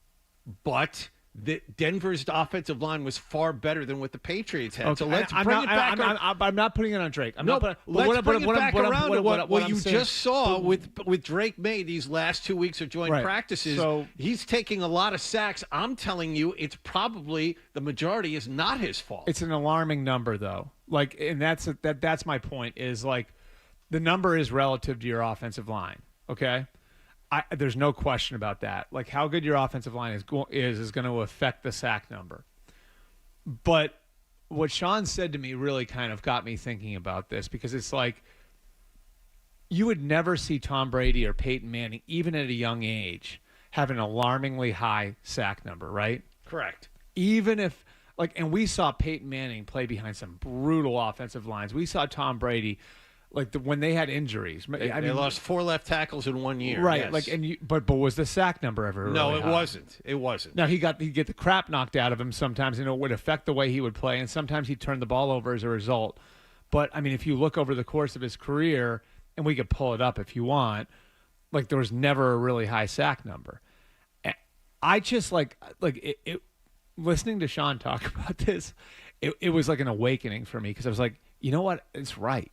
I never thought about, but it's right. And so he did this. Then they did this separate study. The Broncos did, and they looked back at their 23 season. This is before they drafted Nix in 24, and they looked at they were not a good offense in 23, and they looked at their drive efficiency on drives where they didn't take a sack with Russell Wilson as the quarterback, and on drives where they didn't take a sack, they were actually slightly above average as an offense. Okay. And this was an offense that was the bottom of the league.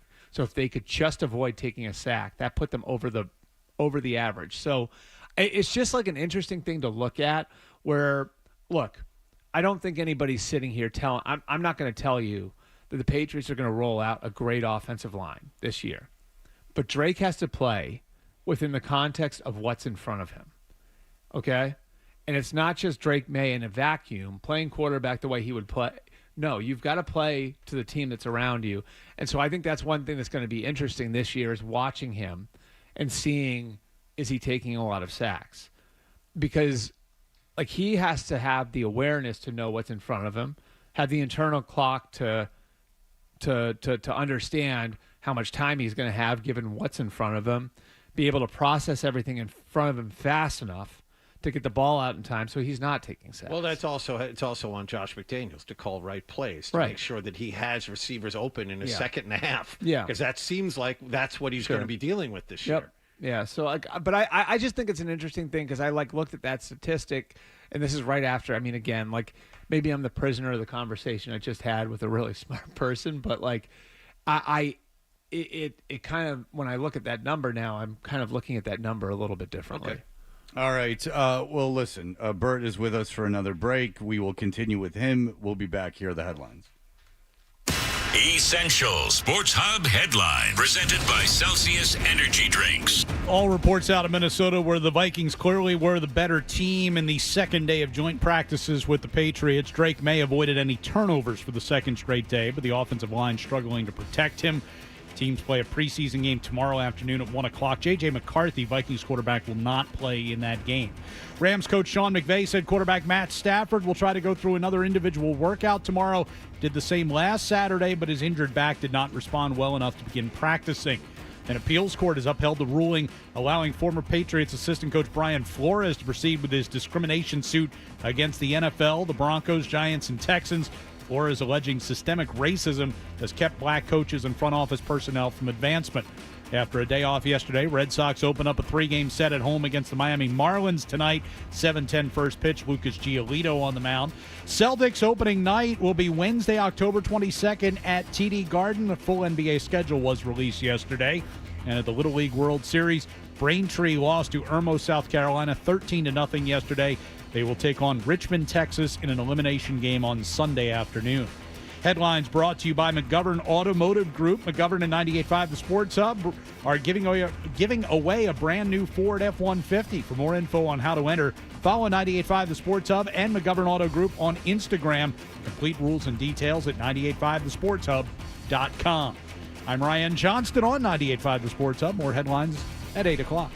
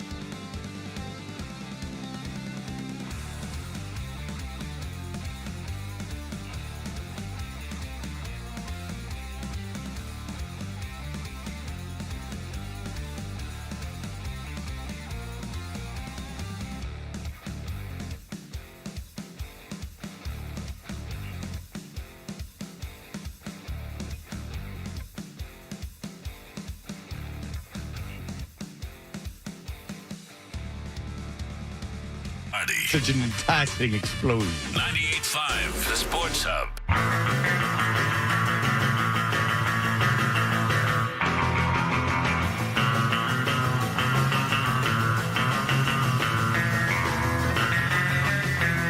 All right, we are 90 seconds away from telling who the person that will be eligible to win the Ford F-150, that they are eligible to win the Ford F-150.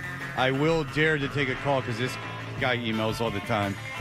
And Gabe, you get your question out yourself. Hey, what's up, Gabe? Hey, what's up, guys? Thanks, Fred. Real quick, I just want to talk about May picking up McDaniel's system. And Bert, were you just talking there? It seemed like you weren't going to say that, but are you kind of maybe thinking that? And like with the Mac Jones here, did they? I know Mac Jones came from Bama and it was a smart guy. Is May maybe not as smart? Did they cater around Mac Jones that year, or did Mac Jones pick up the offense, McDaniel's offense, really quick, which is all on the quarterback? You know, he's the one directing everything, calling out Mike. Right. Well, no. I think Josh did a lot to help Mac that year that a lot of people don't know about. Like we've talked about it here. The whole, you guys remember the Sean McVay? He's in Jared Goff's ear until the cutoff, the 15-second cutoff. Yeah. Reading the defense for him. Like Josh was doing that for Mac when Mac was a rookie. So there are ways to get around it that he was helping Mac. But Mac was like really, his football IQ was never a question. And I think it'd be hard as a young player for Drake to measure up with where Mac was. Mac was really good in that area. But my understanding is Josh went through the process where he probably spent more time working on college football than pro football last year.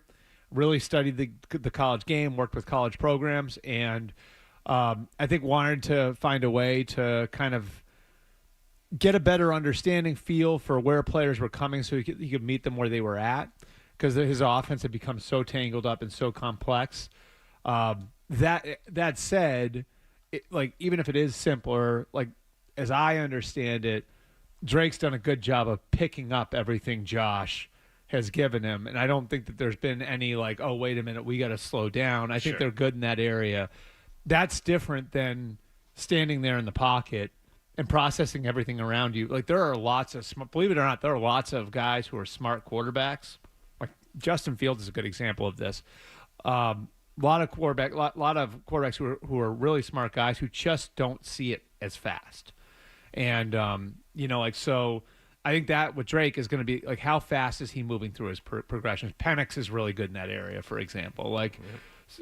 Nix is really good in that area. So it'll be interesting to see where that goes. All right. We are giving away a Ford F-150 with the McGovern Automotive Group. All the information on how to sign yourself up for it is at 985thesportshub.com. It's pinned on the 98.5 The Sports Hub Instagram page. So here we go. P. Sullivan 2179. PSULLIVAN 2179. If that is your IG username, it's right, Bert. You now have 985 seconds. That's 16 minutes and 25 seconds to call us back at 617-931-0985 to qualify to win a 2025 F-150 from McGovern Automotive Group and 98.5 The Sports Hub. There you go. Well done. Now we are free. All right, Chris, go ahead, Chris. Yeah, what's going on? It's funny when you were bringing up for sack statistics. Had me thinking too pre-draft. Jaden Daniels and Drake May are borderline identical at 6.04, 6.05. Okay. And Caleb Williams is the worst, almost 8%. So that take on Drake May taking too many sacks with a patchwork offense at North Carolina, no real skill players. Drake, I think, ranked 3 or 4. So he was right there at the top. Okay. I'm just saying it's something I have my radar up for now, in general. And Caleb was the one that was alarming for the Broncos when they were looking at it. Yeah, so, and regardless of what the actual numbers are, the fact remains that Sean Payton before the draft told you that he had Jaden Daniels, or before the season, had Jaden Daniels as Bo Nix as his top 2 quarterbacks and the reasoning for it. So whatever he saw in film, I mean, that was the reason he gave you. And then we saw what happened is they were the 2 best quarterbacks last year, even though Caleb Williams wasn't bad.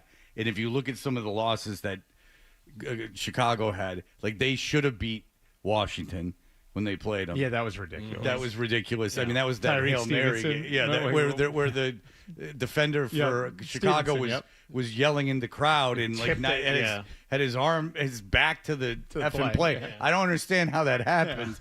All you got to do, talk about having too much your phone in your hand. Like he had the ADD. He couldn't focus. It was one play. One play and you're off over here. Yeah, just you have to focus for 5 seconds. Like you just. I think I could be in that position. I could see myself losing it. Real quick about Caleb Williams. He had a decent year last year. The Bears fell short of expectations, but his offensive line is much better this year. Are the expectations for him as high as they should be? I think the expectations internally are just for development there. That division is impossible. I think I told you guys he looked pretty terrible the day I was there.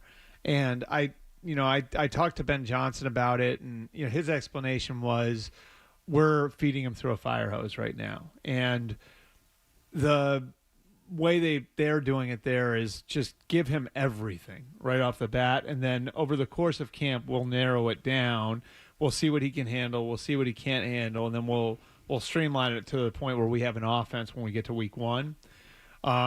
Which, like in that market where everything Bears is so scrutinized, is gonna bring the heat on the outside. Now Ben made this point to me too. Is like when we were doing this with Jared Goff, it didn't look that way because he's a veteran quarterback, but he had bad days. They just weren't magnified this way because he wasn't Caleb Williams in Chicago, and so I think I'm fascinated to see what it looks like around Caleb Williams and what he looks like in Ben Johnson's offense. And again, Ben Johnson came up under Adam Gase, and we've talked about how Adam Gase, one of the big problems with Sam Darnold early in his career was Gase was trying to play him like he was Peyton Manning, and Sam Darnold just isn't that guy. And so now it's a test of Ben Johnson, who had a veteran quarterback in Jared Goff in Detroit and was able to do a lot. Can you be as good if you're forced to scale it back a little bit because you've got a younger quarterback who isn't quite ready to handle all of it? And Adam Gase, his whole strategy for that team was I'm going to lock myself in a room with Sam Darnold and everyone else can take care of everything else. Like apparently Adam Gase was not exactly present. He was hyper-focused on Darnold. And I think it was a great example, though, of like what happens when these guys, when it's like your offense kind of winds up superseding like what's best for the player and what's best for the quarterback, and it's like, no, this is my system. Well, it's not going to do you any good if the quarterback's not ready to run that system. And I think Adam would tell you this now, that like Sam came out, like Sam was very raw coming out of USC. He was just sort of a big athlete playing quarterback, and had to be developed, and it was going to take time. And Gase had like record-breaking success with Peyton Manning, and then he gets to Chicago with Jay Cutler, and Cutler's a very smart quarterback for all of his problems. Then goes to Miami, and Ryan Tannehill's a few years into the league, and then he's got a rookie in Sam Darnold, or a second-year guy in Sam Darnold with the Jets, who again is just this big raw athlete, and you're trying to run your quote-unquote your offense, and the guy's just not ready to do it. Yeah. And so Sam needed to be. That was one of the things when Sam got to Carolina, then especially when Kyle got a hold of him in San Francisco, was like, no, we're going to slow you way down. We're going to scale way back, and we're just going to kind of try to get you playing fast again. And, now you see the result. He looks like a different player than he did a couple years ago. Can I just ask a real quick question about the NFL deal with ESPN? Goodell tells ESPN employees the other day that the league is not going to get involved in journalism despite the fact that they're going to own 10% of ESPN. You are a former employee of NFL Media. Do you believe that in the least? You guys are going to lead me down this road again. Let's break, and then we'll give you some time to expound upon it if you wish. Okay. Do you want to leave, or do you want to stay? No, I can stay. All right. Let's let him expound upon it, and then we'll do the Kelsey thing at 8:20. All right. We'll be back in just a moment. Toucher and Hardy, 98.5 The Sports Hub. All right, gentlemen, summer is here. That means longer days, warmer.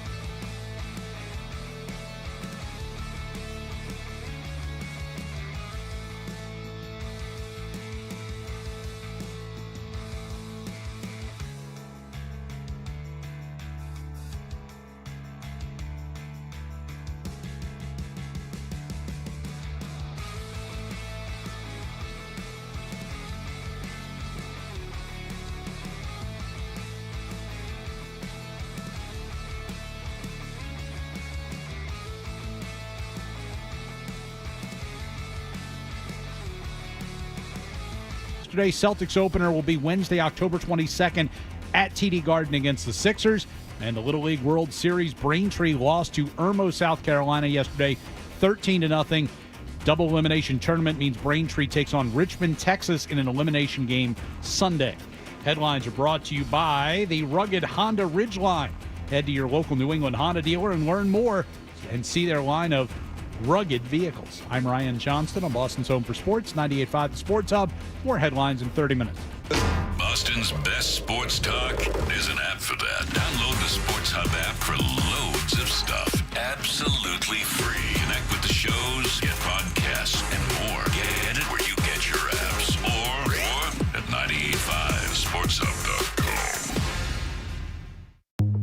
Fred describes himself in 7 words. A guy in tights and a cape. And Hardy with blunt honesty. I am not known as Mr. Fun. Toucher and Hardy continues on the Sports Hub. He's going to practice today. Hopefully he helps us in the red zone, but we can't predict the future about week 1. We just know he's going to be out there today.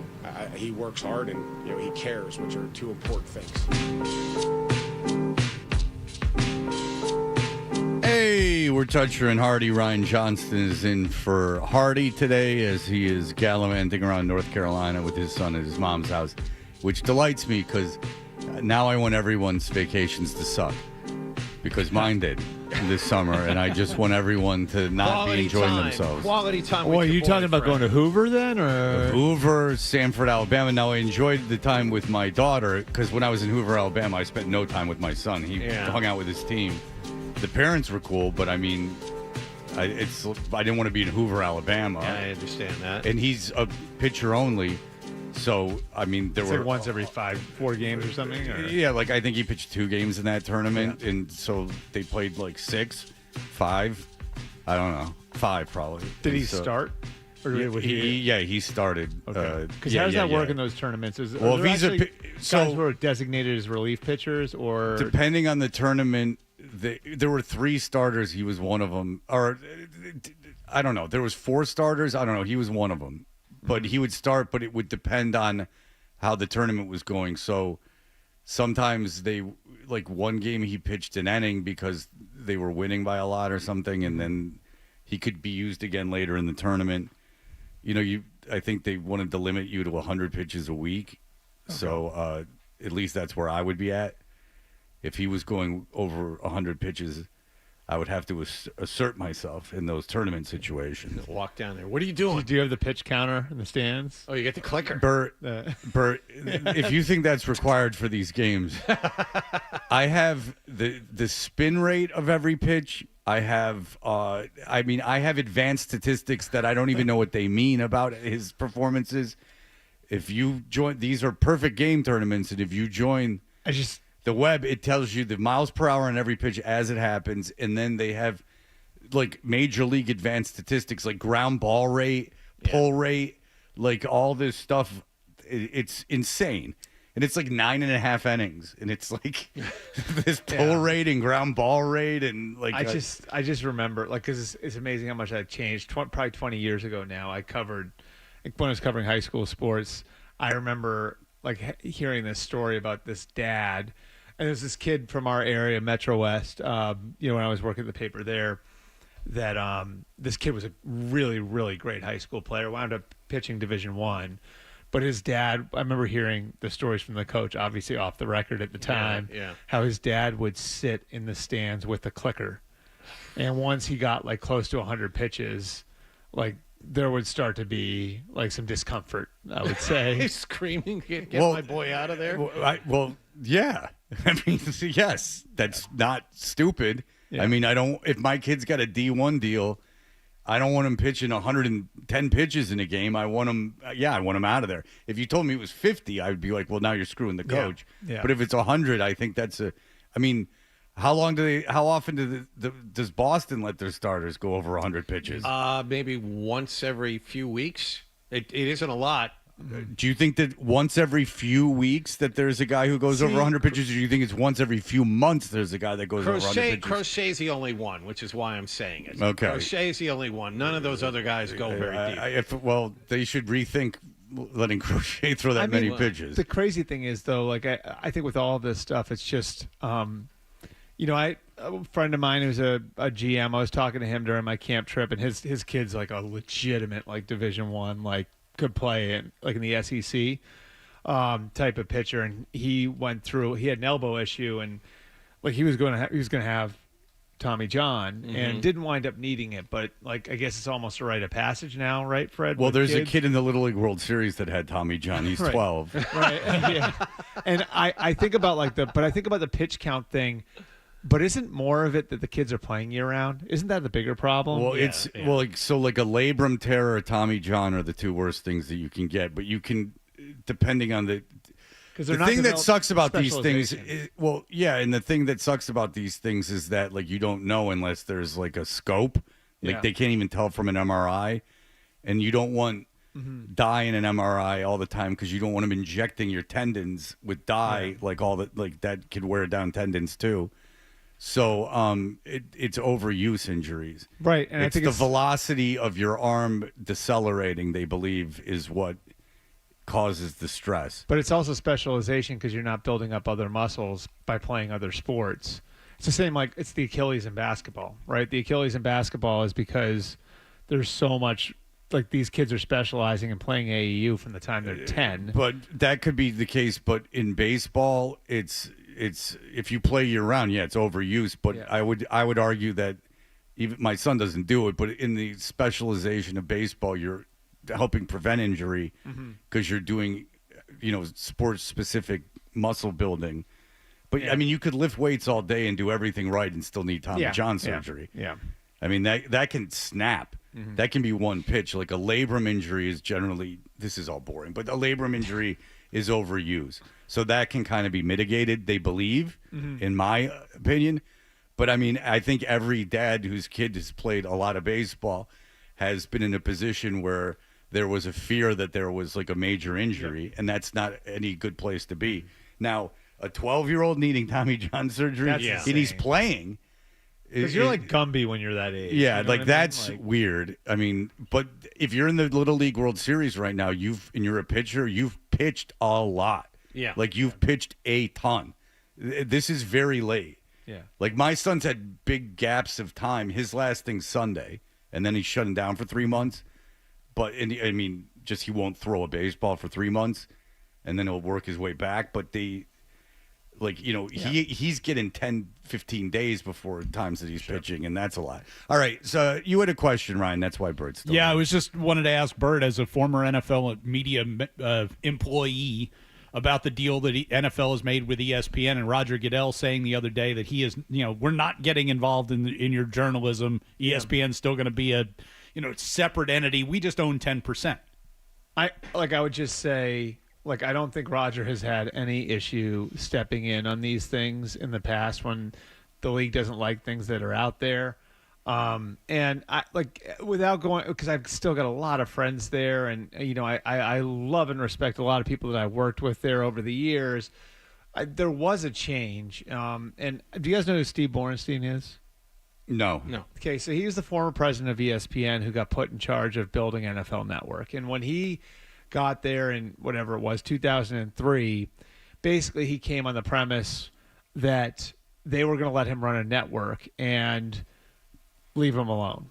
And so, when I first got to NFL Network, there was sort of this bubble around us where it was owners, teams, PR people, were not to interfere. So it kind of ran independently with our operation. And that was while I was covering the lockout. I would say when Borenstein left, that changed.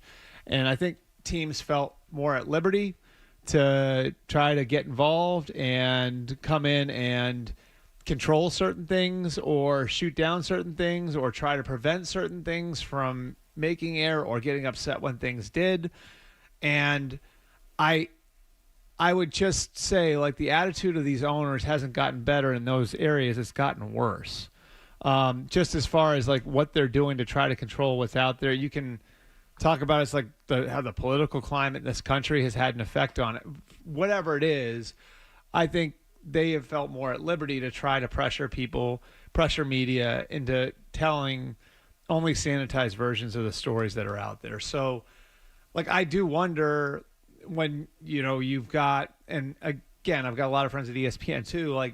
But what happens when there's something scathing on the Jets or the Rams, or what happens when there's something scathing out there on some team and some owner doesn't like it, and now he's an equity partner? Right. What happens when reporting about post-concussion syndrome? What happens? Like stuff like that. Well, and are those stories able? Are you? It's not just individual team, but could potentially be damaging to the league. And that's not even like a somebody making a call and shooting something down or getting mad about something or getting something just completely, taken out of the atmosphere. It's, do those things get off the ground?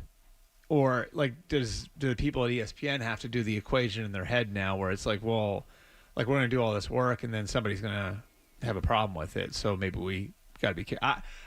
It's just it's like basic journalism is trying to avoid conflicts of interest, and those conflicts of interest are more prevalent across our entire landscape than they ever have been. And so the idea that the people you cover are equity partners in your company, of course, is a problem. We talked about with the union stuff, right? Where the union head having, being a partner in, or being an advisor for a private equity firm that was approved to buy into NFL teams was a massive conflict of interest and didn't allow the union head to serve the players correctly. Well, this is the same thing. If your job as a journalist is to cover things on the level, and one of the people who has equity in the company that you work for has an interest in that not happening, right, then that's a problem. It's very simple logic, So, is it going to affect the way that, I don't expect fans out there, your listeners, to care. But is it going to affect the content that that all of you out there get? I mean, I don't know for a fact that it will, but it certainly could. Yeah, the thing that's weird about it is that ESPN operates a sports book that takes action on the NFL. That's what's crazy. Because they can move narratives and move lines, and they can literally move lines themselves. It's crazy that the league is letting them do that. I had a coach ask me about this. He's like, what's the big deal about a player, who was the college player who got in trouble? Mateer from Oklahoma. You guys see that the Oklahoma quarterback got in trouble? Yes. Mm-hmm. He said, well, why is it a big deal if you gamble on other things? Well, I'm like, that's a really and I explained to him, I'm like, that's a really slippery slope, dude. I'm like, because that guy could have, say that guy went to football camp growing up with 5 guys who were on that other team. And now he knows about an injury that they've been able to keep under wraps that's going to have a major impact on that game. And now he's gambling. That's the equivalent of insider trading. Well, and not just that, but the idea that an athlete could be, get themselves in heavy debt and decide, here's how I'm going to pay off my debt to the gambler. I'm just going to throw this game. Yeah. I have a friend who bet yesterday in the Little League World Series. I mean, and did you see the Little League put out a statement about that yesterday? No. Not about your friend, obviously, but John, you're in big so trouble. many people have started talking about betting on Little League. Little League actually put a statement out that we don't condone gambling on 12-year-olds. Did I ever tell you guys? We wouldn't talk about getting to someone. I mean, just go to a coach of a Little League team and go, if you throw this, I'll give you 15 grand. Yeah, I mean, yeah, sure. Yeah, I had I've told you guys about the high school lines they set in Ohio, right? No. Every Friday in the fall. So every Friday in the fall, the Cleveland area, and this is I think going back before, this is going well back beyond when all this stuff was legal, but they have you'll see it on Twitter where they set the height. They have lines on all the big high school games in Northeast Ohio, and it's always tweeted out. It's just a picture of a notebook page with the handwritten lines it's old school bookie. That guy's been doing that since long before social media was a thing. That's insane. All right, Jonathan, I did the research. Yes. You're right. Crochet's been very good. He's thrown 100 pitches several times, but I can tell you this. Guess the most amount of pitches he's thrown in a game. 107. It's 112, but you are correct. If once he gets to 100, that's the last batter. Yeah. It's like 103, 106, 107, 102. Yeah. Yeah, they're pulling him. So you're to Bert's point about the dad in the stands that would get nervous at 100 pitches. Crochet's what? 230 pounds, 6'4", 220 pounds, and the Red Sox are an adult, and the Red Sox making millions and millions of dollars, and the Red Sox are pulling him. That's the last batter. He gets to 100. That's it.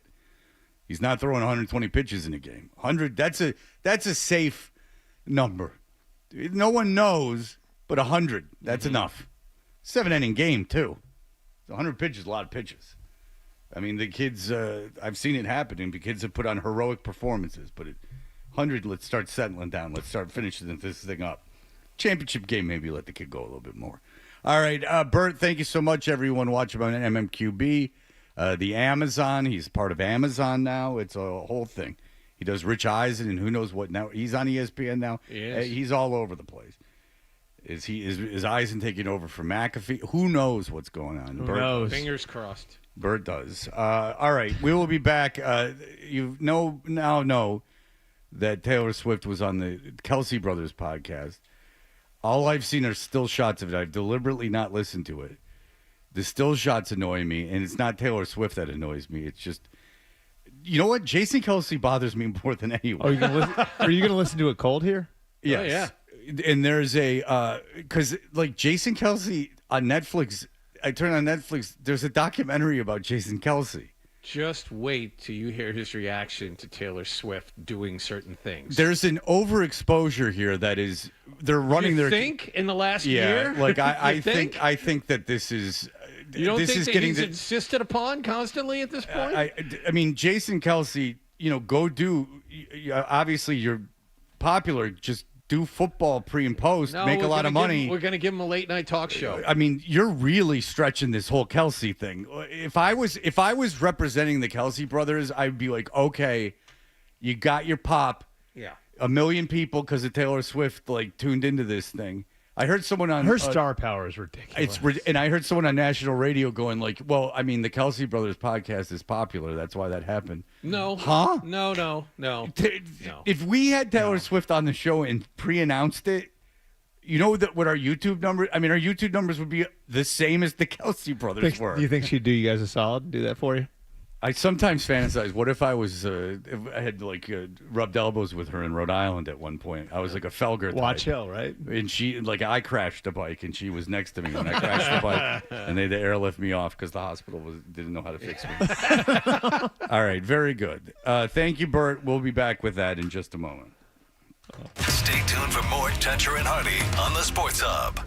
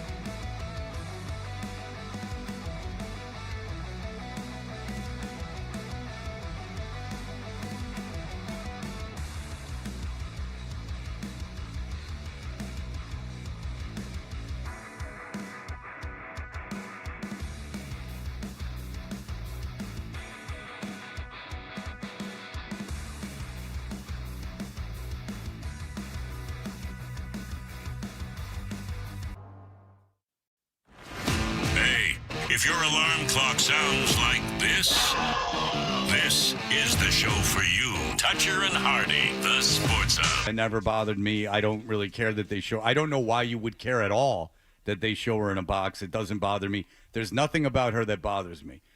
The Kelsey brothers bother me.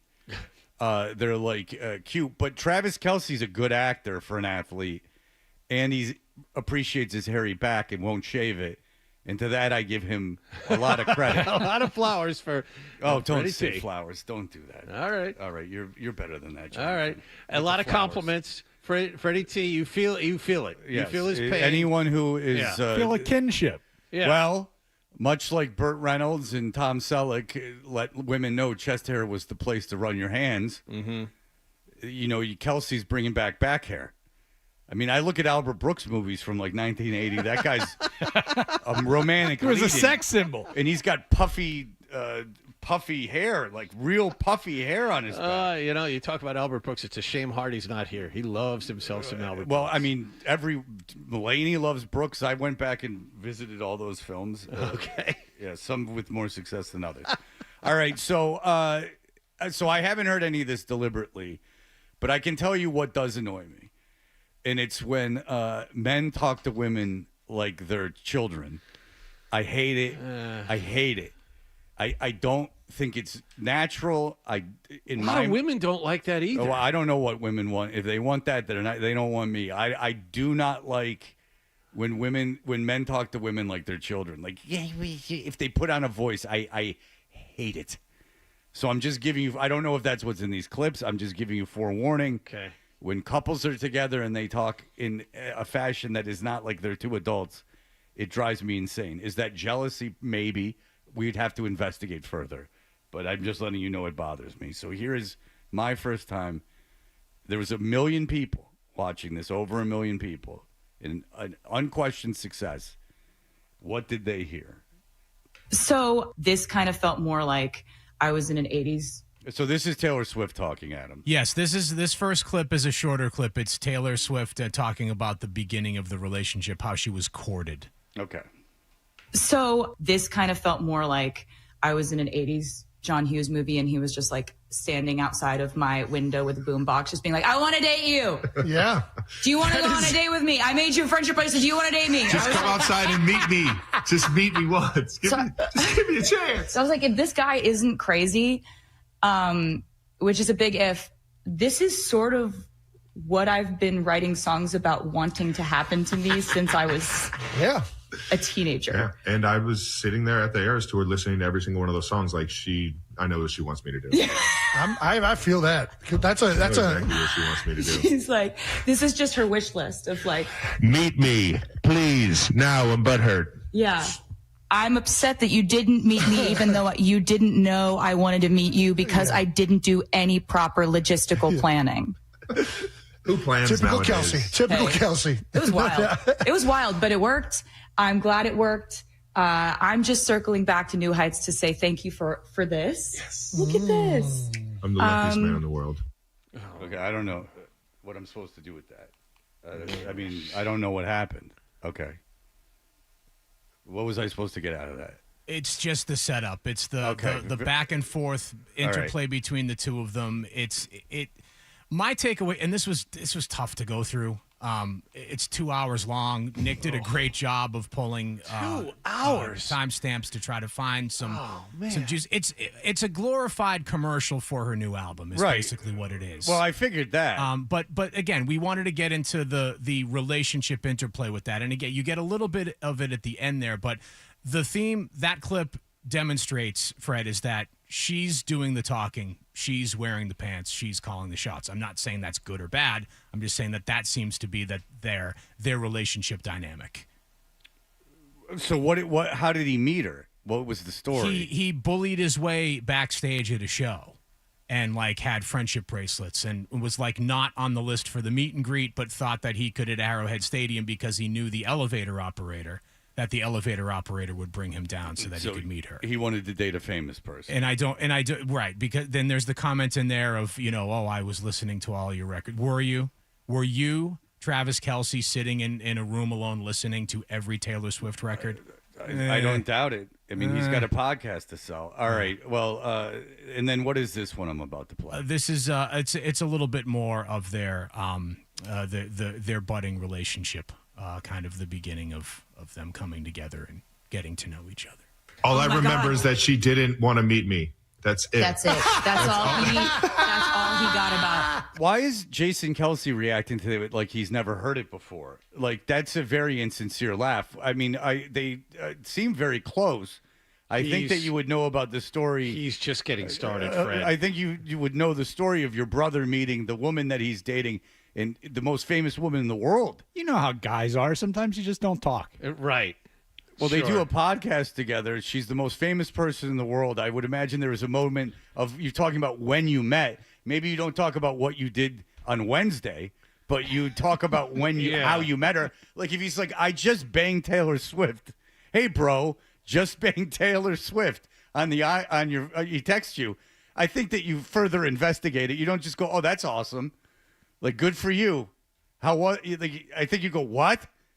How? Yeah. Like, how did you end up banging her? But this is Jason Kelsey's reaction. You're not going to like him very much by the end. I don't like him. I don't think you'll get a lot of that in these clips. Oh, though. no? Like again, like this is the only other clip I have. Yeah, and this again, we wanted to pull stuff that we. I don't know what stuff, you're pulling. I'll hear it. I don't know. Yeah, we wanted to post just real quick. We want just to John's point. We wanted to pull stuff that focused on the relationship dynamic because that's the interesting thing. All right. The Jason Kelsey does this big, long, 45-second introduction where he's just yelling and screaming, and it's stupid. I mean, and it really insists is. upon itself to be made fun of. So it All felt right, like that was worth You're skipping.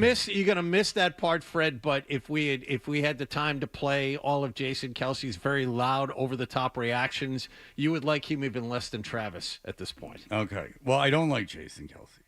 I don't. I think that there's an amount of overexposure that is criminal. I mean, if you're watching a Jason Kelsey documentary on Netflix, you have, and I know we have a lot of free time and we have phones in our hands, and there's the time sitting around, but devoting more time of your life to a Jason Kelsey documentary, of all the people that have ever walked the face of the earth, whose lives you could be interested in, whose ups and downs. There's a Charlie Sheen documentary coming out. It looks like it's going to be fantastic. They talk to his drug dealer. Like, that's a life. It's a good interview. Some center from the Philadelphia Eagles who's married with kids. Who gives a rat's ass? What's the arc? Like, there's no arc. Why? Why? Think of just right now all the people that are alive, the people that aren't famous, people that you know that have more interesting lives than a guy that just was a center that's married with a bunch of kids. It's boring. Go talk to Mike Flynn. What the hell's the difference? I'll tell you the difference. His brother's banging Taylor Swift. That's literally the difference between Jason Kelsey is a boring dude, and he's and just like every other athlete that's like pretty good on TV. You know, go do what everyone else does and be on TV and talk about football. His attempts at comedy and the podcast and all this stuff is a direct result of his brother having sex with Taylor Swift. So that's all well and good, and it exists. Why you would watch a documentary on that? It just should be him watching them have sex and cheering Yay! while you watch his bank account go up. It should be called My Brother Had Sex with Taylor Swift. Out of the three of us, this is the one that is not interesting at all. Like a Taylor Swift documentary, a live show, I mean, they played at movie theaters. She's someone everyone's interested in. Jason Kelsey, I guarantee you have a friend whose life is more interesting than Jason Kelsey. I'd rather watch a documentary about Bird, Adolfo, Nick's stupid sickness. Like any of that is more interesting than Jason Bird Kelsey. and Adolfo are more interesting than Jason Kelsey. I mean, there's guarantee you. I think my life might have more ups and downs than Jason Kelsey's. At least there was public failures. All right, here we go. All I remember is that she didn't want to meet me. That's it. That's it.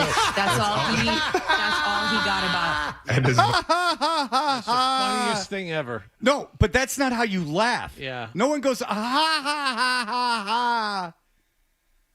Lot of editing in this podcast. I was actually surprised to see how many cuts there were. But it then was I live. wasn't. but then I wasn't surprised to see how many cuts there were. Should have done a super cut Yeah, it of was just real live, Jason yeah. Kelsey's laughter. Well, it's 2 hours. That's a lot. Much as you, and I've told you this, as much as you want to, give New Heights credit, I give the Eras Tour credit. Yeah? I give the Eras Tour credit Tell me because if more. I would have never gone to that show and been mesmerized and just been captivated, Yeah. and then Oh, it's like the brothers in the corner in a chair. Like, get out of there. Filming it. Yeah, exactly. Like, why are you there? Like, they're talking about their life. Like, what? Unless you're asking probing questions, what the hell is the point of you being Maybe there? just let them talk for about a half an hour. Well, no, or be the guy that's like, hey, this is boring. Like, start talking about, like, when did you first have sex? Like, if you're not going to do that, then you're just a guy that's on the date. You're like in the back seat going, what's up, guys? Where are we going? It's the Third Wheel podcast. Exactly. Yeah. Jason, unless he starts like making things uncomfortable, there's really no reason for him to be there. There really isn't. He's just ha ha ha. I've never heard someone laugh like that legitimately in my entire life. If you can find audio, please give it to me. and just been captivated. Yeah. And then left with such a desire to want to meet you. I would have never went on here and told everybody how butthurt I was. Yeah, I'd never just been so engulfed in the curiosity of who you were. Oh, that's And really look at this. wonderful. You know, I really one of the have. best things about that last statement is you didn't even know what the word engulf meant before, like you met Taylor. Like this is, you've broadened your horizons so much. We're the Yeah, Jason Kelsey is really getting on my nerves. The thing is that what Travis Kelsey is saying, I think, is legitimate. I imagine if you go see Taylor Swift in concert and she's controlling 80,000 people, that's very erotic. I mean, you all know my story of Joy Drop and me making out with the singer of Joy Drop. Sure. I mean, I've been in those shoes. There was I mean, that Joy near miss. Drop was the Taylor Swift of the That's 2000s. right. Yeah, of the late 90s, early 2000s. Yes. I mean, we all know that. There was that near miss with the wrestler here in the studio as well. Well, she was very into me from her Who was biting it? her lip. What was her name? The Irish Becky. one. Oh, okay. The- Becky Ryan Lynch. knows. Ryan saw it. Yeah. Ryan saw it. There you go. Ryan saw it as an outside observer. He wasn't even in the room. He Was knew it? what went on. You've broadened your horizons so much. we're the perfect. I'm telling you, it's so she made. He drives me crazy. Told you. Travis Kelsey's not bothering me. I know, but I think told what you he's this would saying is happen. legitimate, and he sounds normal. He's not like Yeah. Google gagging. Jason Kelsey is the problem. Robbie, go ahead. So before this episode was dropped, I don't follow them, but I saw this just in my algorithm on Instagram.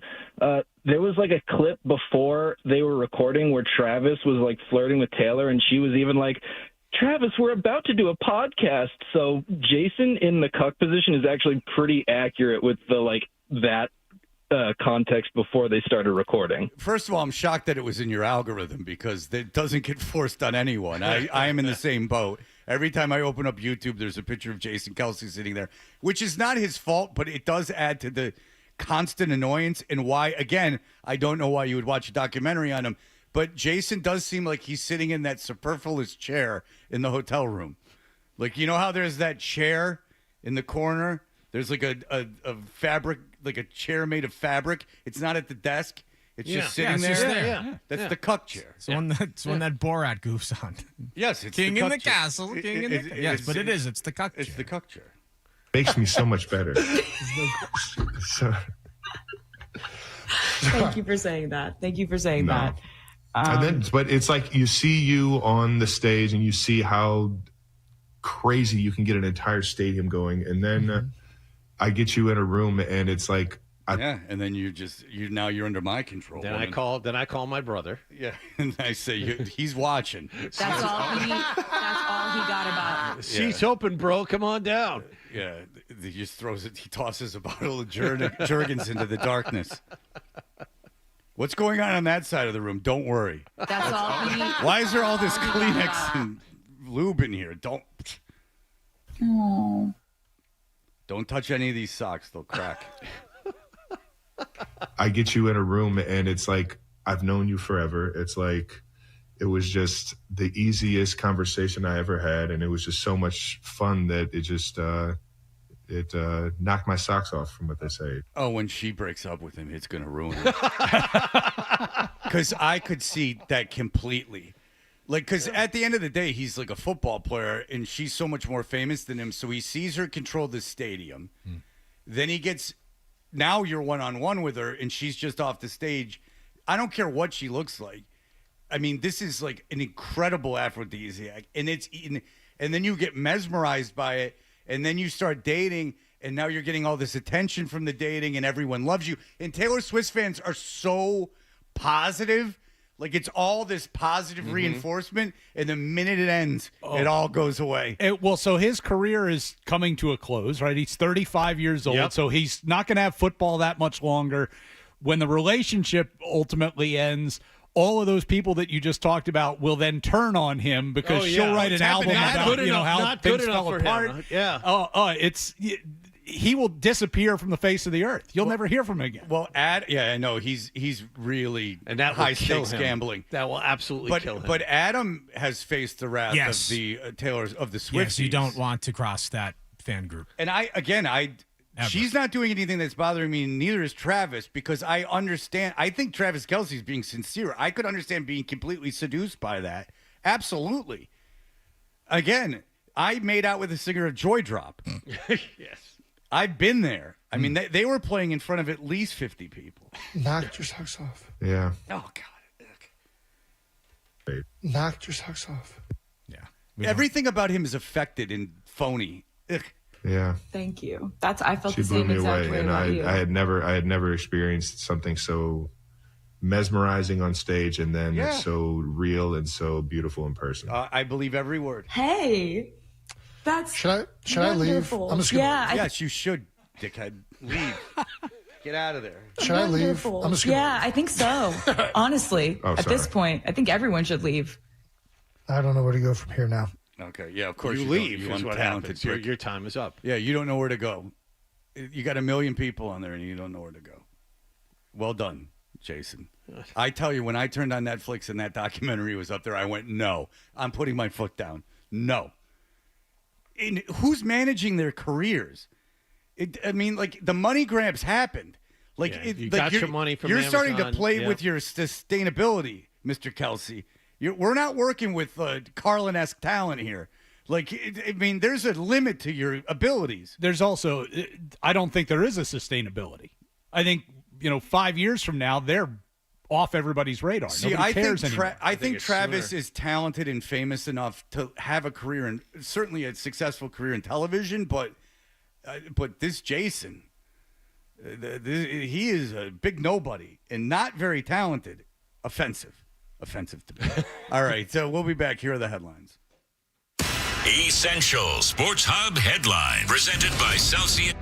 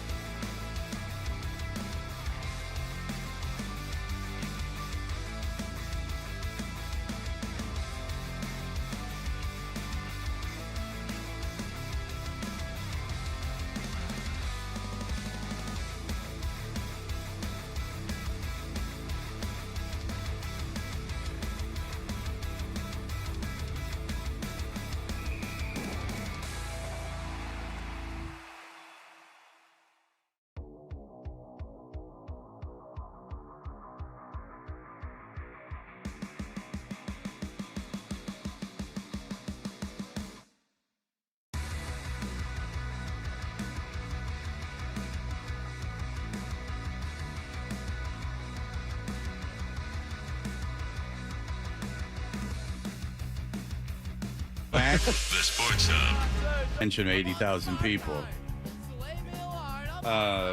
We have a guy, Frank. He said, "You nailed the point of Taylor controlling 80,000 people being erotic. I once banged a fat girl with face and body acne in college because she destroyed me playing pool at a bar in front of my friends. I'm sure my therapist would have a field day with that factoid." That's absolutely true. She stated she was the alpha. You wanted to be controlled. You're much like our friend Al Cole. He doesn't care. Yeah. He's turned on by the mind. Even if they're very fat, he said. He didn't care. Yeah. The most he didn't care at all. thing is the Yeah. But when Taylor Swift and Travis Kelsey, whenever it ends, whether it be today or 10 years from now, whenever it ends, because it will, there's too much cult of personality going on. It is not her that is going to be the one that is heartbroken. How much do you think he wants to get married to her? A lot. Oh, yeah. Every like, fiber you of think his he's being. just like pushing? He's proposed already. If you think about if something pushes you into like an untold stratosphere of celebrity and you want that, like you're playing football to be famous, you've got into like what do you think a good tight end in football? Like he wasn't quite to Gronkowski levels. Like, would you put that like a D-list celebrity? Like a D-list celebrity, right? Like if you're on a sitcom, you're like a C-list. Yeah, like outside of football fans, nobody really knew who he was. Right, but you want to be famous. Like you want a podcast. Like you want to be on TV. Yeah. Like you want to be in movies. And all of a sudden, you're put into a stratosphere of like A-plus celebrity. And that everything that comes with that. I mean, now all of a sudden, you're one of the most famous. You're with the most famous woman in the world. You're one of the most, that by proxy makes you one of the most famous athletes in the world. And you're private planes and you're meeting, whatever, name the celebrity. Like you're hanging out with Drake or like Mick Jagger. Like there's royalty of countries. I told you I know someone whose parents' wedding anniversary, they flew Taylor Swift into play in Wyoming. And it was well over $1 million to my understanding to get her to come in and play like 3 songs. So she came in by herself, without a band, I mean. There was a band set up. She did the 3 songs and to my understanding left. I don't know if there was a backing track or whatever, but I mean, yeah, I think that's he would want to marry her absolutely. Absolutely. See, to like kind of ingrain yourself into that lifestyle. I don't understand like the want to be like that level of fame. Like if I were him, I would want to marry her and be like Stedman to Oprah.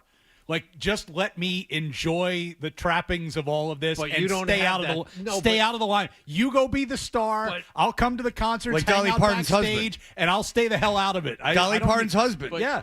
You don't no one ever saw him. He was around Joan Rivers. Now Joan Rivers' husband killed himself, but he to live your life that way.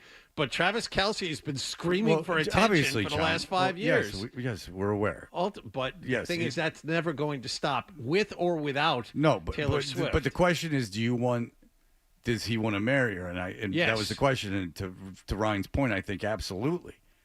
I mean, he'll write a book one day, and the book will be how he found himself completely seduced by this celebrity.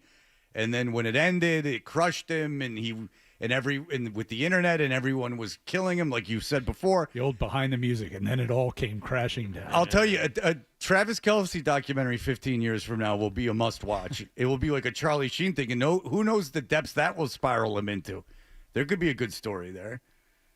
Certainly a Steve-O-like crash. I mean, follow him around with a camera crew after the breakup. Oh, I would absolutely love it. Oh yeah. Yeah, I mean, who knows the chemical dependencies and everything that could come with that. A crash like that, it does not wash off easy. Especially after he's done with football when that happens. Well, he's done with football this year. I mean, you saw him in the Super Bowl. Yeah. I mean, he came back because he sucked in the Super Bowl. It's almost like he wasn't trying. All right, and that's not being overly harsh. He would tell you that himself. Travis Kelsey doesn't bother me nearly as much as Jason Kelsey. And I told you, we didn't even get to the meat. Because Travis Kelsey seems to have some inherent talent. He's certainly better at football than his brother. His brother played center, I understand that. But and he seems to have much more charisma than his brother. His brother just seems to be along for the ride, and I can't get on board with that. All right, we'll be back in just a moment. You're listening to Toucher and Hardy on the Sports Hub.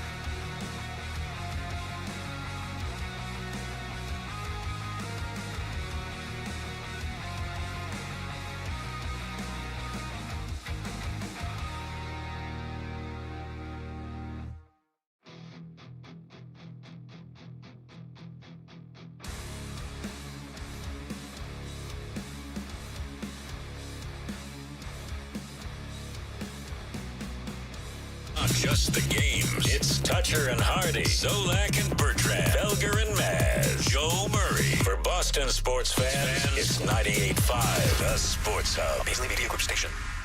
Sports Hub headlines. Presented by Celsius Energy Drinks. Patriots wrapped up their 2 days of joint practices with the Vikings yesterday. Reports from the scenes in Minnesota was clearly the better team. Drake May consistently under pressure, gets sacked a bunch, did hit a Hail Mary to Kayshon Boutte on the last play of the day.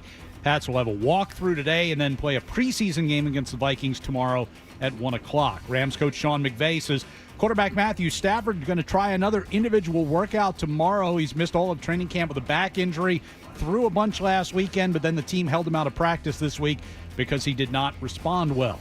Chiefs wide receiver Rashee Rice going to face a league disciplinary hearing September 30th after pleading guilty to felony charges in connection with a street racing accident that seriously injured 2 people.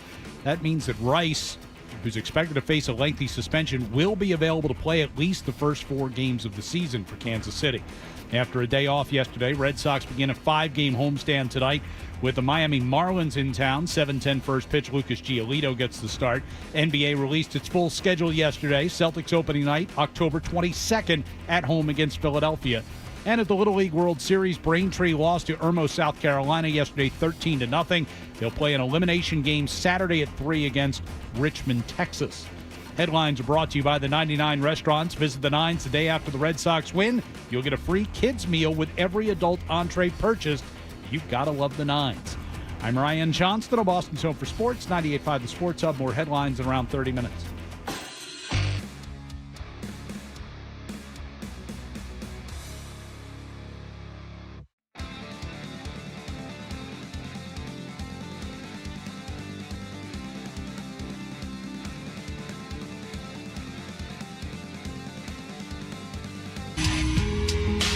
You seen Davey Havoc from AFI recently? Yes, I have. That is a look. He has a 70s white guy afro with a big puffy rough trade handlebar mustache and rat tails plural. It is like a mashup of different styles and decades. Did you ever interview him? Yes, a couple times. How flirtatious was he with you? Well, the not very, I guess. I guess I just wasn't good looking enough. But he's. Are we sure that he goes that way? He's famous for being like locking down what his sexuality and his sexual preferences are, which has been much to his benefit over the years. Because as much as Joy Drop, that makeout session was very tantalizing. I think I could have made out with the guy from AFI had I chose to. Perhaps. Now, this would have been like early 2000s, so he had kind of the goth emo look with the... Right. Or he did have the Danzig look for a while, too, though. He's another one that switched up his looks many times. Okay, so Courtney Love at Music Midtown took one of our interns into her trailer, and I don't know what she did to him. But other than that, the person that I saw flirt with someone as overtly and like inappropriately as I've ever seen was Jared Leto with a dude at our station, like handsy, like, what are you doing? Like, do you want to come out? Like, da-da-da-da-da. Like, I'm not misremembering. I know I'm not going to say the guy's name because he's in the music business now, but he's not a public figure, but he would tell you. I was there, like, I don't know what he was on, and it was in the station. It wasn't like at an event. And he liked himself, this guy, Hachi Machi, rubbing his back and grabbing his shoulders and like, let's go out. Like, what are you doing? Like, Jared Leto. And I don't know if Jared Leto has expressed his curiosity of that way. But all I know about Jared Leto is the meme where he's sitting at the runway fashion show and he has this epiphany look on his face when he sees someone come down with this almost like Nehru jacket style. And then the next photo is him wearing it. Like, he clearly, like, after he was so delighted, he's like, I need that couture piece. And he went and bought it. And then, like, the next thing you see, he's wearing it around. Now, he was a charismatic guy. Yeah, very, very. We had him up at the Globe when we had the radio station over there. And it was one of those situations where word got out that he was in the building and we were interviewing him. And it was like 20 people deep in the windows outside of the studio just to get a peek at him. All right, one last story. Because we're going to talk about Stefan Diggs here. But There was an intern when I was at 99X who's great, and she ended up working there, and she loved Mike Ness from Social Distortion. She loved him, and he was coming in, and the label or whoever was like, "Will you take can someone at the station take Mike Ness out?" And we're like, told her like, "Do you want to take Mike Ness out during the day?" And she's like, "Oh my God, yeah. Like, I'm gonna bang him. Like, I want him to bang me. Like, this is gonna be crazy." And Mike Ness, tattooed up, da da da da. Yep. She goes and picks him up, and she's like, "Hey," and she's like, "What do you want to do?" And he's like, "Do you know any antique stores?" He wanted to go antiquing. He had no interest in he was a really good guy, but he had no interest in hooking up with her. Nope. He was just like, "Let's go look at some antiques." Oh. It was fantastic. What a story she had. Very sad. All right. That wasn't sad. It was great. For her, very sad. On the road, she got to hang out with Mike Ness all day. I mean, she's a female. I don't think it crushed her that they didn't have sex. She probably liked it more. To my experience, women don't like sex very much. At least they seem very disappointed. Isn't that what? Don't you guys have that experience? More often than they not. seem to derive very little pleasure More from it. often than not, it's me asking It's not and a her negative saying as no. it is an indifference. Yeah. You don't get that as well? No. There's never a negative vibe. It's just more of a. It's like, okay, that happened. I guess. Let's go about our day. All right, very good. So, who did Stefan Diggs talk to, Jonathan? Well, he talked to Diana Rossini, and this kind of turned into a hairball for Mike Vrabel and a certain member of the media yesterday before the second joint practice between the two teams. Before the two teams took the field, Stefan Diggs walked upstairs atop the practice field and spoke to Diana Rossini of The Athletic for her show, which is called The Scoop. And she asked him about his availability for the beginning of the regular season. And cryptically, he said this. I'm pushing the needle always. I'm always odding on doing more than less. We'll see about week one. I don't know how I feel about it. We'll see. Coaches aren't too excited. I'm not too excited. I'm just trying to take it day by day. So we'll see, man. It looks like we just don't know where it's going to go. It kind of an odd type of answer. He's kind of been involved with everything, and most of what we've been able to glean from the interviews is that, he's gearing up and he should be ready for week one. So this is a kind of an odd response. So, as any good reporter would do, Phil Perry heard that, took the information, and asked Mike Vrabel about it when Vrabel met the media right before the practice. Mike, Stefan made some comments yesterday about he's not sure about his readiness for week one. Did you really believe that, Phil? I mean, you're a smart guy. I don't know where you went to school. It wasn't Ohio State, but do you really believe that? Do you really believe that, Phil, or are you just trying to bait me into something? I'm not baiting you. Okay. He just saying he wasn't sure he'd be ready for week one. Is there any doubt in your mind? I don't know the context in which he said it, but you'd have to help me. I mean, he's been out here almost every day. I'm excited to where he's at, and we'll see when week one comes. All right, so that aggravation is not directed, by the way. That's misplaced aggravation. He is not annoyed with Phil Perry. He's hearing that information for the first time, and he's reacting to it like not wanting it to be true. Is what that sounds like to me. Like, that almost seems like a plea, like, you're smarter than that, right? Right? Yeah. And like Phil's gonna go, oh, maybe I misheard it. And Phil's like, no, he said it. And he's like, well, that's Vrabel. I think do you guys get the same impression, or do you think he knew about it before? No, he probably didn't know about it before. I think it's... But he should have been briefed, no?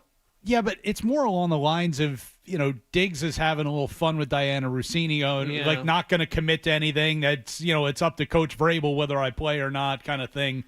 And then Vrabel gets hit with it without knowing what had been said. Everyone thought they were on the same page. We'll act this way, but you'll be ready for week one. It's not a big deal that he did it. Right. I just think Vrabel's reaction to Phil is more of a misplaced frustration in that, what the hell did Diggs say? Right. Now, it turned out not to be a big deal, but I think that aggression at Phil, because that was an exceptionally relevant question. Yeah. Phil went to Georgetown, by the way. He was in a we all know he about was in this. a very big cover band around there where they would rap the night away. Phil won't sing or rap on this show. Yeah, I don't know why he won't sing. It's very frustrating. The name of the band was Fred, wasn't it? Yes. The name of the band was Fred. Something Fred. And who cares? But it was Mr. Fred. Mr. Fred. Okay. Which is very offensive to Freds out there, myself included. In fact, were thinking about going after him and trying to get NBC Sports to fire him. But he won't sing on the air, which I find very frustrating. Like not with a band, but even like for a second. Just go like la la la la. Yeah. Like he won't even do that. Which makes me think that he sucks. Well, you suck, Phil, right, at singing. But that was a good question. I know that all right. you shouldn't have gotten upset. Go ahead. So Phil took that answer from Mike Vrabel and submitted this to Tommy Curran last night during his hit on the early edition of NBC Sports Boston. You know, there are little signs that he's just becoming a bit of a pain in the posterior for Mike Vrabel to sort of have to be his public relations assistant and tell us what he really meant in his commentary to a member of the national media. I don't know if that irks Mike Vrabel or if he's just looking to go back and forth with somebody. It all sort of adds up to there's a lot going on with this guy for a guy who doesn't look like a number one receiver. And that's exactly what you were saying. You know, Vrabel was caught by surprise. Everyone thought they were on the same page, and Vrabel had to hear that for the first time from somebody else. Yes. I'm applauding myself for having the same take as the man who asked the question. That seemed like I didn't hear Phil say that, obviously. That seemed like misplaced. Like, what did he say? What did this guy say now? You know, what's in the bag? What's in the pink bag? Yeah. Now, it turns out it's not a big deal, and I don't know. Look, Diggs is going to be if that's the scale of being a pain in the ass and like wanting attention, Diggs is your number one receiver outside of Garrett Wilson. Name a number one receiver that's never a pain in the ass. I know. It is what it is. Outside of a contract extension, I don't know. Has Justin Jefferson really been a massive pain in the ass? No, but he's done the contract extension. Yeah. So, but those are diva receivers who are looking to get paid. No, I'm not board. saying that these guys have character flaws necessarily. Yeah. I'm just saying that they've, made things about them at one point or another. Garrett played this preseason, Jonathan, before the contract was given to him, out of respect for Aaron Glenn, of course, who's coming in to right the wrongs of 1998. Right the wrongs of many things. No, 1998 when they were up 10-0 against Denver in the AFC Championship game, and they were going to play Atlanta in the Super Bowl, where they had beat Atlanta by 25 points earlier that season, and there was a 40-mile-an-hour wind. I read all about this yesterday, and the wind took the ball on a kickoff. I remember watching this game, and a linebacker who was on kickoff coverage, the ball came to him. And, of course, he dropped it. And it was recovered by Denver, and they went on to score a bunch of points. But they kicked the field goal there. The Jets defense stopped them. That was like a 12-4 Jet team. That was the Terrell Davis team, right? Yes. Yes. But that was a 12-4 Jet team with a all-world Vinny Testaverde that year, and I'm not being sarcastic. In a loaded defense, Curtis Martin at the height of his career, Wayne Corbett and Keyshawn Johnson. I mean, that was a really good team. Kevin Mawai. Yeah. I mean, we're talking about a very good team. I was alone in my apartment that I had a roommate, but he wasn't there. He was with his girlfriend, traitor. And I was alone in my apartment watching that AFC Championship game because it was on during the day. And that was back when they did 1 and 4, 1 o'clock. Yeah, when you could, your day was fun because you didn't have to plan anything or be a human being. You could just turn on your television and then your day was set, which is the point of football. The point of football, that's why I hate primetime games, you understand. I got stuff I can do at 8 o'clock at night, sleep, watch other stuff. Yeah. Get the Sunday off my plate. Like, because my son now watches, so now every kid activity is counted for because I just go, I'm watching football with Milo, and it's not even like a honey-do crap. I'm not even married. You've taken everything out of my hands, and I don't feel like a loser staying home. I'll sit home and watch this, and I don't feel like a loser. You've done this for me. That's the gift the NFL gives the nation. That's what baseball and hockey and basketball can't do because there's so many games you can't not feel like a loser. Like on a Sunday putting on a Red Sox game when it's nice outside, you feel like a loser. Yep. Like I should be doing something. I'm a big fatso. I don't have any friends. Sundays at the NFL, it doesn't matter you don't have any friends. Doesn't matter that you're a loser. Jim Nance is your buddy. Yeah, you turn it on. You turn it on. Millions of other people are doing it. It's like taking. Experience. Yeah, it's a shared experience. Like yes, you're through proxy having an experience with someone. That's what the NFL used to do. So the AFC Championship game's on, and you're 23 years old. You're not a loser at home watching it alone. Yeah, it was a You're 1 a p.m. super fan. It was a 1 p.m. You could go out afterwards if It you might really have been wanted 4. to. It was in Denver, but it might have been a 4. But yeah, All right. but at 4 o'clock, it's 5 o'clock, 6 o'clock. You're not a loser. You're a fan of the team, and you want to be alone, so you can really react to the game. But 8:30, 9 o'clock at night, sitting home alone on a Sunday night watching the game.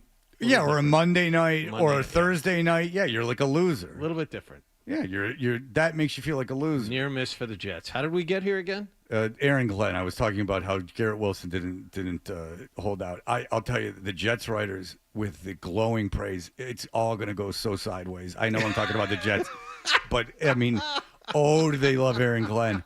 Hachi Machi. I've never in 50 years. I've been a Jet fan for 42 years, 43 years.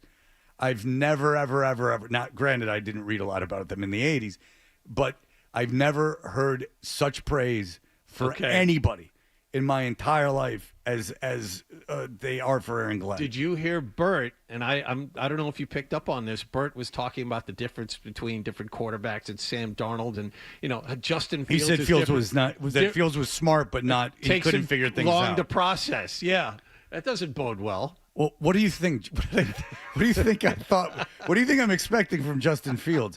Do you want to really get into it? Playoffs. Do you want to get into it? Expecting? Apparently, in these joint practices, he hasn't thrown a ball over 4 yards. Like, they're like, that's bad, right? Well, he's broken off 80-yard runs. I don't know. When your team's working out Nathan Peterman, that sounds like things are going swimmingly. Yeah. Says the Eagles fan. Yeah. Okay. I guess the strategy is very clear that Justin Fields will not be throwing the ball downfield. Well, you know what? It's good to know what you can and can't do based on the quarterback. A lot of swing passes, a lot of checkdowns, not a lot of balls downfield where it can get intercepted. Yeah. Seems to me like it's ball control, baby. Yeah, which is fine with me. Yeah. How many wins out of the Jets are you expecting this year? Honestly, keep in mind, I've said all the way through 6 or 7 for the Patriots would be good. Well, I think they're better than the Patriots. Okay. And no one else does, but I do. I think they win 8 games. I think they're 8-9. I think that's fair. I think that they can beat Miami twice. I think they could beat the Patriots once, and that they lose to Buffalo twice. And then the rest I would of have said schedule, the same thing about the Patriots. Lose to Buffalo twice, beat Miami. I think this year Miami has taken such a step back. This is McDaniel last year there. I mean, and it's not his fault, but he looks like he's just lost control. Well, is what it looks like. I mean, what is he going to do? I mean, their record is incredible with Tua at quarterback, and it's horrible with him out. I mean, that's not an exaggeration. Like, he's a brilliant coach with Tua. When Tua's out, he's a horrible coach. If you go by wins and points and everything else, no one else can run that offense. Tyreek Hill has proven himself to be a problem in the last 9 to 12 months on a variety of levels, but Tua is one concussion away from his career ending. That's the whole thing, is that you're on this tightrope. They've lost a ton of talent. Like, they don't seem to be built to win this year. I think that they're a worse team than the Jets. I think the Jets are the second best team in that division. I could make the case why. They have a better offensive line. They have better skill position players. I mean, they don't have as good a quarterback, which is a major thing, and I don't know why their defense would be way worse than the Patriots. No, I would give a small nod to the Patriots. I mean, I don't know when we're going to John, you're not alone. I mean, Reese has got the cap on this thing at 11 wins. The cap the Jets writer put was 9, and the best case scenario was 9. So 8 is a very as the press goes, 8 is a very bold number for me to throw out there. The Jets have a massive advantage at wide receiver. Yes. I mean, that's at the number 1 wide receiver. Well, I mean, I would put the Jets the number 2 guys. I mean, who do the Patriots have? The Jets have a kid they drafted in the 3rd round. So much the like the Patriots, Patriots yes. and Lazard. It's not great. Who's better, Lazard or Mac Hollins? I mean, it just I don't know. That's it's what I'm not saying. a strength, but Garrett Wilson is exceptionally above anyone that far the better than have. Stephon Diggs, who you don't know what you're going to get out of. Right.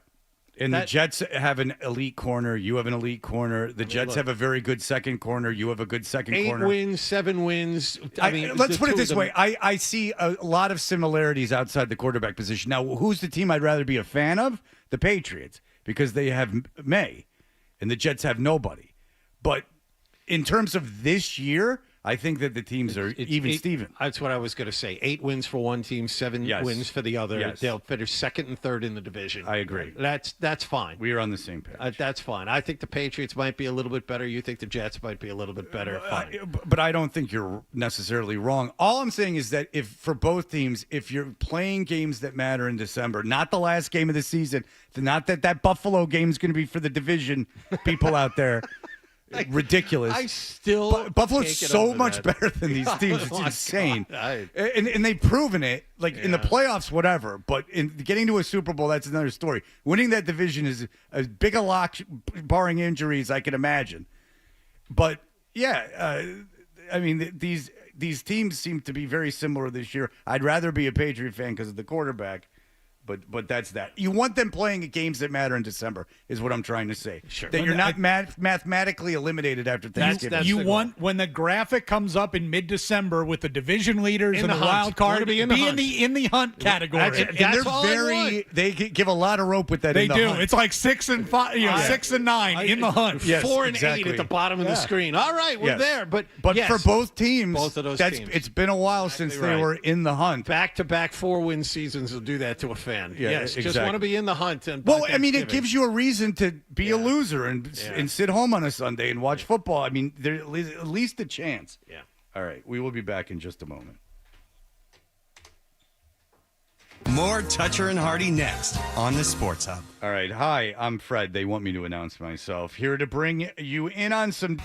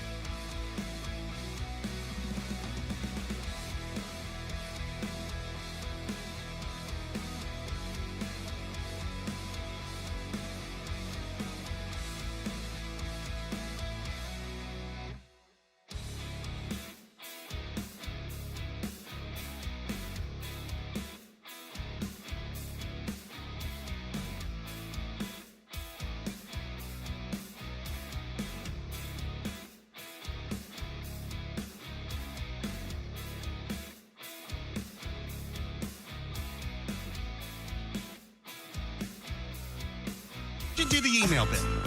It's a great idea. Let's do the email bit. Oh, it is the best. It is our email segment that has everyone on the edge of their seats. My daughter took all this video yesterday and hasn't even sent it to Nick. I gave her Nick's contact information. She's on a train to New York with her mother right now, and I'm texting her, and I'm like, hey, did you send those videos? And she's like, no. And I'm like, we'll send them. They're on her phone. And she goes, well, I'm on the train. And I go, exactly. You're sitting on a train for 3 hours. Like you have nothing else to do. I don't know why she shot. It's amazing with children. She shoots all the videos. She does the assignment, and all she has to do is text it to Nick, and she doesn't want to text it to Nick. It's quite amazing that she went through all that rigmarole. Adam had a good thing for her to do, and it was a day in the life. Did she end up doing it? Yeah. But she didn't send anything to Nick. She did it. Okay. But she's hesitant to send it to Nick. I don't know if she's afraid it's going to be judged. Hey, listen, and send it along. We want to see it. No, she hasn't edited it. She doesn't know how to do that. Okay. I mean, she doesn't. How the hell would she know how to edit video? I mean, she knows how to screen. Like, she knows how to do way more than I do, but I don't think she knows how to, like, she doesn't use any of the like editing apps on the phone to do any stuff like that. I know. All I hear is her laughing uncontrollably at two guys that look like they were in Motley Crue on YouTube, where they just go around and talk, and then she is laughing at her friends on Snapchat. That's all I see. Okay. And that's almost a constant. That's 18 hours a day of that. So there you go. She sleeps very little. I don't know. All right, what's going on, Jonathan? You got some emails, I would assume. I do. Josephine from Albany, and I don't know why she's listening. I assume she's a Boston Zoe sent the fan. videos, Nicholas, just so you know. Okay. She says, hey, I'm a Swiftie, and I don't like Travis Kelsey. There's nothing redeeming about him. He's a hanger-on. I can't wait until the two of them break up. You guys are dead on. Yeah, I mean, just them breaking up, if you were a fan of seeing undeserved celebrity crashing down. I'm really working myself up on this Jason Kelsey thing. Is that Nikki Glaser, by the way? Because she has done quite a bit of work to her face. Yes, that's Nikki Glaser. Oh, wow. Well, she's on record. I know what she did with the first million. All right. And she was good looking before. Okay. Yeah. So the thing is that Jason Kelsey now, it's becoming undeserved. And I don't care for that. His yes, I am bitter. His lack of talent is not his talent is not commiserate with his earnings. He seems to be just in the wake of his brother being the most famous woman in the world. So Jason, out of all of this, is the one that bothers me. Again, I understand now that I know the story of how they met. Travis Kelsey getting very seduced by the whole thing. You know, now the fame, and he's all into it. I don't doubt his love of Taylor Swift for whatever psychological reasons there are. Jason Kelsey's profiting from it is my major problem. He was a third wheel. He was uninteresting in that interview. From what I heard, he didn't ask probing questions, which would be his role as the person outside the relationship. He didn't even ask. You could tell me if you watched it. He didn't even act as an interviewer. Really, he didn't even seem to be like pushing the conversation along and forcing it. I watched and listened to much more of it than you did, Nicholas, as well, and I can attest that yes, it was unnecessary. I mean, it would have been a lot more compelling product to consume if it were just the couple sitting down talking. Exactly, because you would add a little bit of that intimacy that people craved, but then you would have had an authentic, rather discussion between the two. But what would have even been better than that is if you had a third party that was, probing and trained in doing this, and keeping it on the rails and like getting a direct conversation and listening and paying attention so they could tease more out as something interesting comes up. And that's where he lacks in all this talent. Like, he's not particularly funny. He's not good at interviewing. No. So I don't quite know what he's doing. He can analyze football, I'm sure. But he got a job doing that. That's what I don't know. understand. Why and that's not enough. Stop there. Yes. You have to understand the frustration when I saw, again, I put on the Netflix homepage, and the first thing was there was a Jason Kelsey documentary, and I thought of all the fascinating people that have walked the face of the earth, even people that that aren't famous, people that are acquaintances of yours, have more interesting lives than Jason Kelsey, who was a center for the Eagles for 10 years and is married with kids. There's no arc. anything that happened would have been in high school, and it doesn't seem like there was like foster care abuse or anything in there, which would have been interesting. It seems like a vanilla story. It seems like you play the most boring position for a team. You are married to a woman that you're faithful to in the documentary. I'm sure there's nothing comes out about infidelity or anything. You never had a chemical problem that I'm aware of. These are all the things. Yeah. And you can say, well, Fred, but what makes it compelling narrative is an arc. Any movie you watch, any story you read, there is a beginning, an arc where your hero, is down on his luck and then overcomes. It's any story. It's in Dr. Seuss. Seriously. I mean, I was just watching a 30 for 30 on John Calipari yesterday. Perfect example of that. Guy who rose to fame, UMass, got fired at New Jersey. But the point is, he's a Hall of Fame head coach that had a massive problem there for a while. Right. And that is what makes a narrative. And it doesn't make for the best life necessarily. But as an observer of a documentary or a memoir or a biography, the point of it is that there is the hero overcomes a struggle and either tanks completely or overcomes it. That's the thing. But there has to be a force against it. And that's why the Jason Kelsey thing. And also, I put myself in the shoes of his agent, and I would be like, let's put the brakes on this a little bit. Like, you got the $10 million for the podcast. You have your whatever network he's on job. Like, that's enough for now. Like, let's hold off on this documentary. Because in all seriousness, I tell him, like, you're not that interesting. I think that you've milked it for as much as you can, and I think that there's a real chance at overexposure. But how? Because you also have to remember that if you're certainly a white guy in your middle age, Jason Kelsey, whether you want it or not, is on your feed. Like, Jason Kelsey is there, whether you ever clicked on anything in your entire life. I've never, other than on the air, consumed any Jason Kelsey content online. But we had a caller. I'll go on Instagram and Jason Kelsey's sitting there, and that's not his fault, but it's his fault that he's churning out all this crap, that late night stupid show. And he had great writers too. He had very funny writers, and they couldn't pull it together. I'm just wondering, other than his brother, and you went into this at length, so I'm not going to go back and repeat all of it. Why was he so popular? Why is he so popular as an Eagles fan? Why, Ryan Johnson? Why is he so popular? Because he was nice. Yeah, he's got a personality. He's a gregarious guy. Goes out in public in funny outfits, and the bar is so low, dude. He won a championship in Philadelphia. Like, he's a Hall of Fame caliber player, but at center, which is the most uninteresting thing ever. But like, nonetheless, sure. You know why he's famous. He won a Super Bowl in Philadelphia. He was on an episode It's Always Sunny in Philadelphia. Like, he plays the game. He probably was interesting to reporters for most of the time, like, gregarious. I mean, Jesus, they treat Pat McAfee like a hero because he told jokes, because he was the punter that told jokes. The bar is so low. Yeah, I mean, he's the guy, like, he throws a big thing, like a charity thing down the Jersey Shore every year. Like, he shows up and he, like, puts on an American flag Speedo, and he's the life of the party. Okay. Yeah, which is annoying in large doses. The life of the party becomes sad. I got news for you.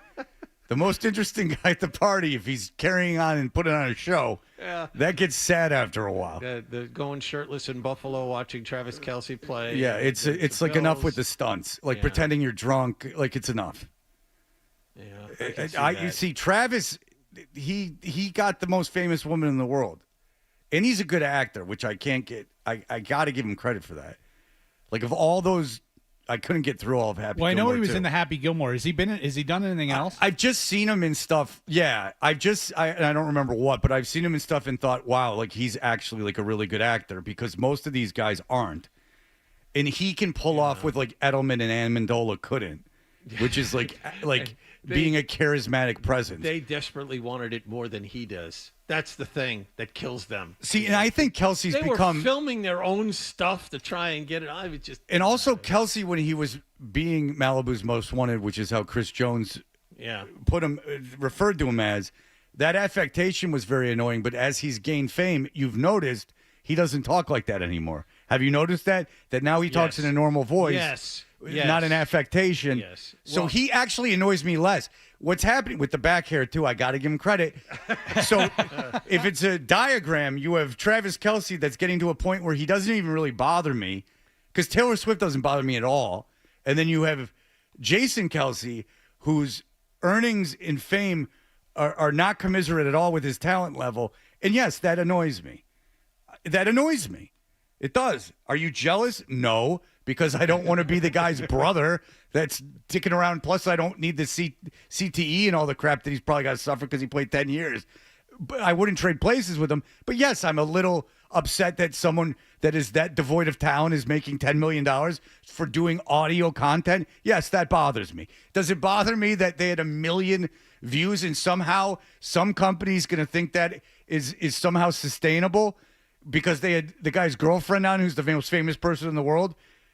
It's just like the McAfee thing. He had Aaron Rodgers on. He paid him $1 million. He got 1 million views on YouTube because Aaron Rodgers was the most interesting sports guy who was talking at that point in sports. Right. McAfee happened to be the guy. He struck while the iron was hot, and McAfee got all that money. Does that bother me because the money's not commensurate with the talent? Yes. Yes, it does. Does it bother me that Stephen A. Smith makes a lot of money? No. Does it bother me that Mad Dog makes a lot of money? No. There are guys that, does it bother me that Rich Eisen makes a lot of money? No. Does it bother me that Dan Patrick, despite his corny studio, makes a lot of money? No. Those guys are all talented. What bothers me is when they're not talented. Smartless bothers me. Are you jealous of those guys? No. I don't want to be the gay guy, the super gay guy in Will and Grace. I don't want to be Jason Bateman. But it does bother me that a podcast that is no one is like inherently like invested in got all that money from Sirius and it was that misplaced. Yes, it bothers me as a broadcaster. It does because they're not particularly talented and it's not an interesting premise. It's an interview show with celebrities. And I got news for you. People aren't going to buy Sirius to get an early listen to Smartless. Yeah. So yes, because that's money that could have gone to me or could have gone to someone else in radio. And it bothers me. Yes. And it makes me, embitters me. Yes. If you would have told me when I was 22 this would have been my career, I would have been like, oh my God, that's amazing. If you're making that kind of money doing radio, you got a morning show in a major market, that's amazing. Yes, but I've achieved that now. So now it's time to be pissed off at no talents, the non-talented people that are making far too much money because that's money that could have gone to talented people. What good is success if you can't be sour about it? Exactly. Well put. Exactly. Like on my deathbed, I will be very satisfied with my radio career. One note about no matter what happens now, I can be satisfied with it. I've overcome everything and came out on top. But yes, I am very bitter at people that make more money than me. Go ahead. One note about Travis Kelsey. You say he's not talking like that anymore. Let's see what happens if Kansas City wins again. I think that affectation will return rather quickly, regardless of who he's dating or what podcast he's on. That's still inside of him, waiting to pop out. Yeah. You know what I'm saying? This is the smoothed out version for now. He's got his girlfriend who he's deeply in love with, and he's explaining all of this. And yeah, he's talking normally now. Let's see what happens if Mahomes delivers him another Super Bowl. Then I think, what's good? Well, I mean, he used to talk in interviews in a way that is not the way that he actually talks. It was essentially putting on a patois. Well, like he was gone, but it's not gone, if you know what I'm saying. That's more of a wrestling thing. I mean, he was doing interviews, John, where he was behaving in a way that he is not his natural behavior. It was an affectation that even his teammates made fun of. All right, very good. We will be back in just a moment. Here are the headlines. Essential Sports Hub headline presented by Celsius Energy Drinks. Patriots set to hold a walkthrough out in Minnesota today after wrapping up 2 days of joint practices with the Vikings yesterday. They'll play a preseason game against Minnesota tomorrow afternoon, 1 o'clock here on the Sports Hub. Rams coach Sean McVay said Matthew Stafford going to go through another individual workout tomorrow. Stafford did the same last weekend, but his injured back did not respond well enough to begin practicing. He's missed all of training camp so far. After a day off yesterday, Red Sox open up a 5-game homestand tonight with the first of 3 straight against the Marlins. 7:10 first pitch. Lucas Giolito is the starter. NBA schedule came out yesterday. Celtics opening night against the Sixers Wednesday, October 22nd at TD Garden. And at the Little League World Series yesterday, Braintree lost its opener to Irmo, South Carolina, 13-0. They will take on Richmond, Texas in an elimination game tomorrow afternoon. Headlines brought to you by Veterinary Urgent Care Center with 8 locations in Mass and Rhode Island. VUCC offers compassionate, convenient, high-quality care 7 days a week. Walk in or book an appointment at veturgentcare.com. Veterinary Urgent Care Center. Urgent care for your pet's urgent needs. I'm Ryan Johnston on Boston's Home for Sports, 98.5 The Sports Hub. More headlines at 10 o'clock. You're listening to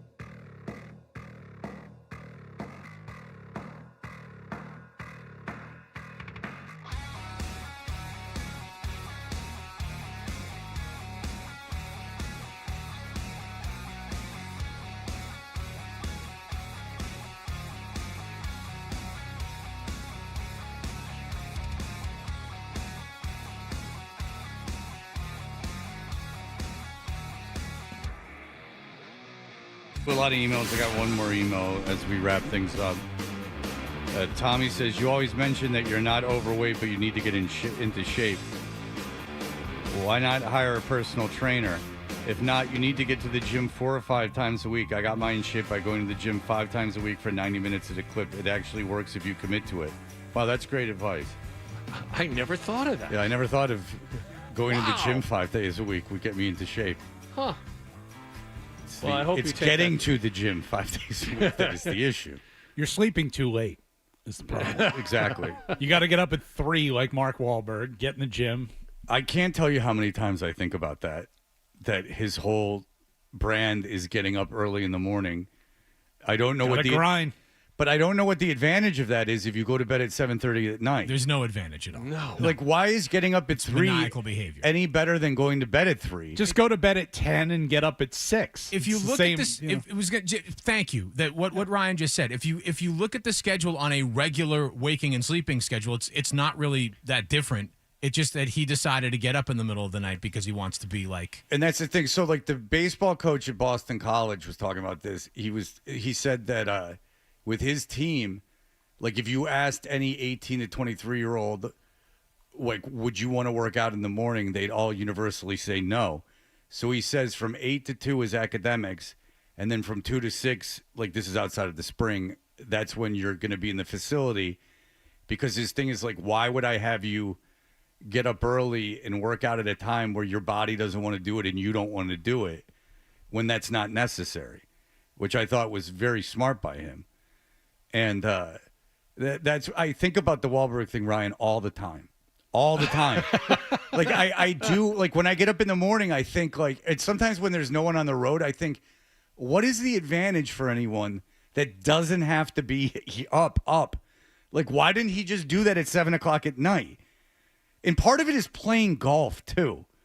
And he plays golf for like 45 minutes, which I'm not quite sure what that is. Right. No, he's running. He wants to make sure that he stays in shape. Without a cart, or has a cart, runs up to his ball and hits it and plays around an hour and 45 minutes. Because even if you, like, put an hour aside to go to the driving range, like, does he have a driving range in his backyard?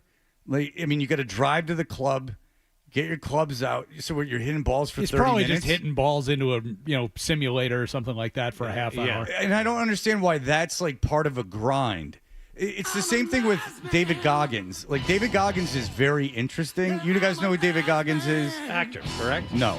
What's Walter Goggins? Walter Goggins. No, then I don't know. He's this guy that wanted to be a Navy SEAL. He tried like 80 times to be a Navy SEAL. He lost like 200 pounds in like 3 months. All this stuff. So he's a very compelling speaker, but his whole thing is like just don't be a pussy and like run and lift weights. And the thing is, like, okay, but then what am I going to do for money? like you can run and lift weights all day and be in tremendous shape, and that's great. But there's like relationships and money. Like, that doesn't solve any problems other than health problems. You just get in really good shape, and then you get to be like a motivational person on Instagram. That'll pay your bills. That's exactly how we what can it all is. do it. That's because it's like him running. He's like, don't be a pussy. Like, he's all the dream. He's like all vulgar, you know, like he's like a man's man, and he's like, don't be a pussy. So like, what you need to do, Fred, is gain like 200 pounds, then lose it, and become an inspirational story for everybody. And that's right. And if everyone does that, it will be as valuable as when it's crazy. Go get a podcast. Everyone will listen to it. Like, that whole grind culture, it's like that's just getting up early in the morning is not going to make you money. The markets aren't even open until 9:30. I don't know what the hell you're doing. I guess you can be working overseas markets. I don't know why you're up early. All right. That'll do it for us. Thank you, Ryan, for the service. Oh, it's good to see you guys. And Hardy should be back Monday unless something goes terribly wrong, as I often say. That'll do it for us.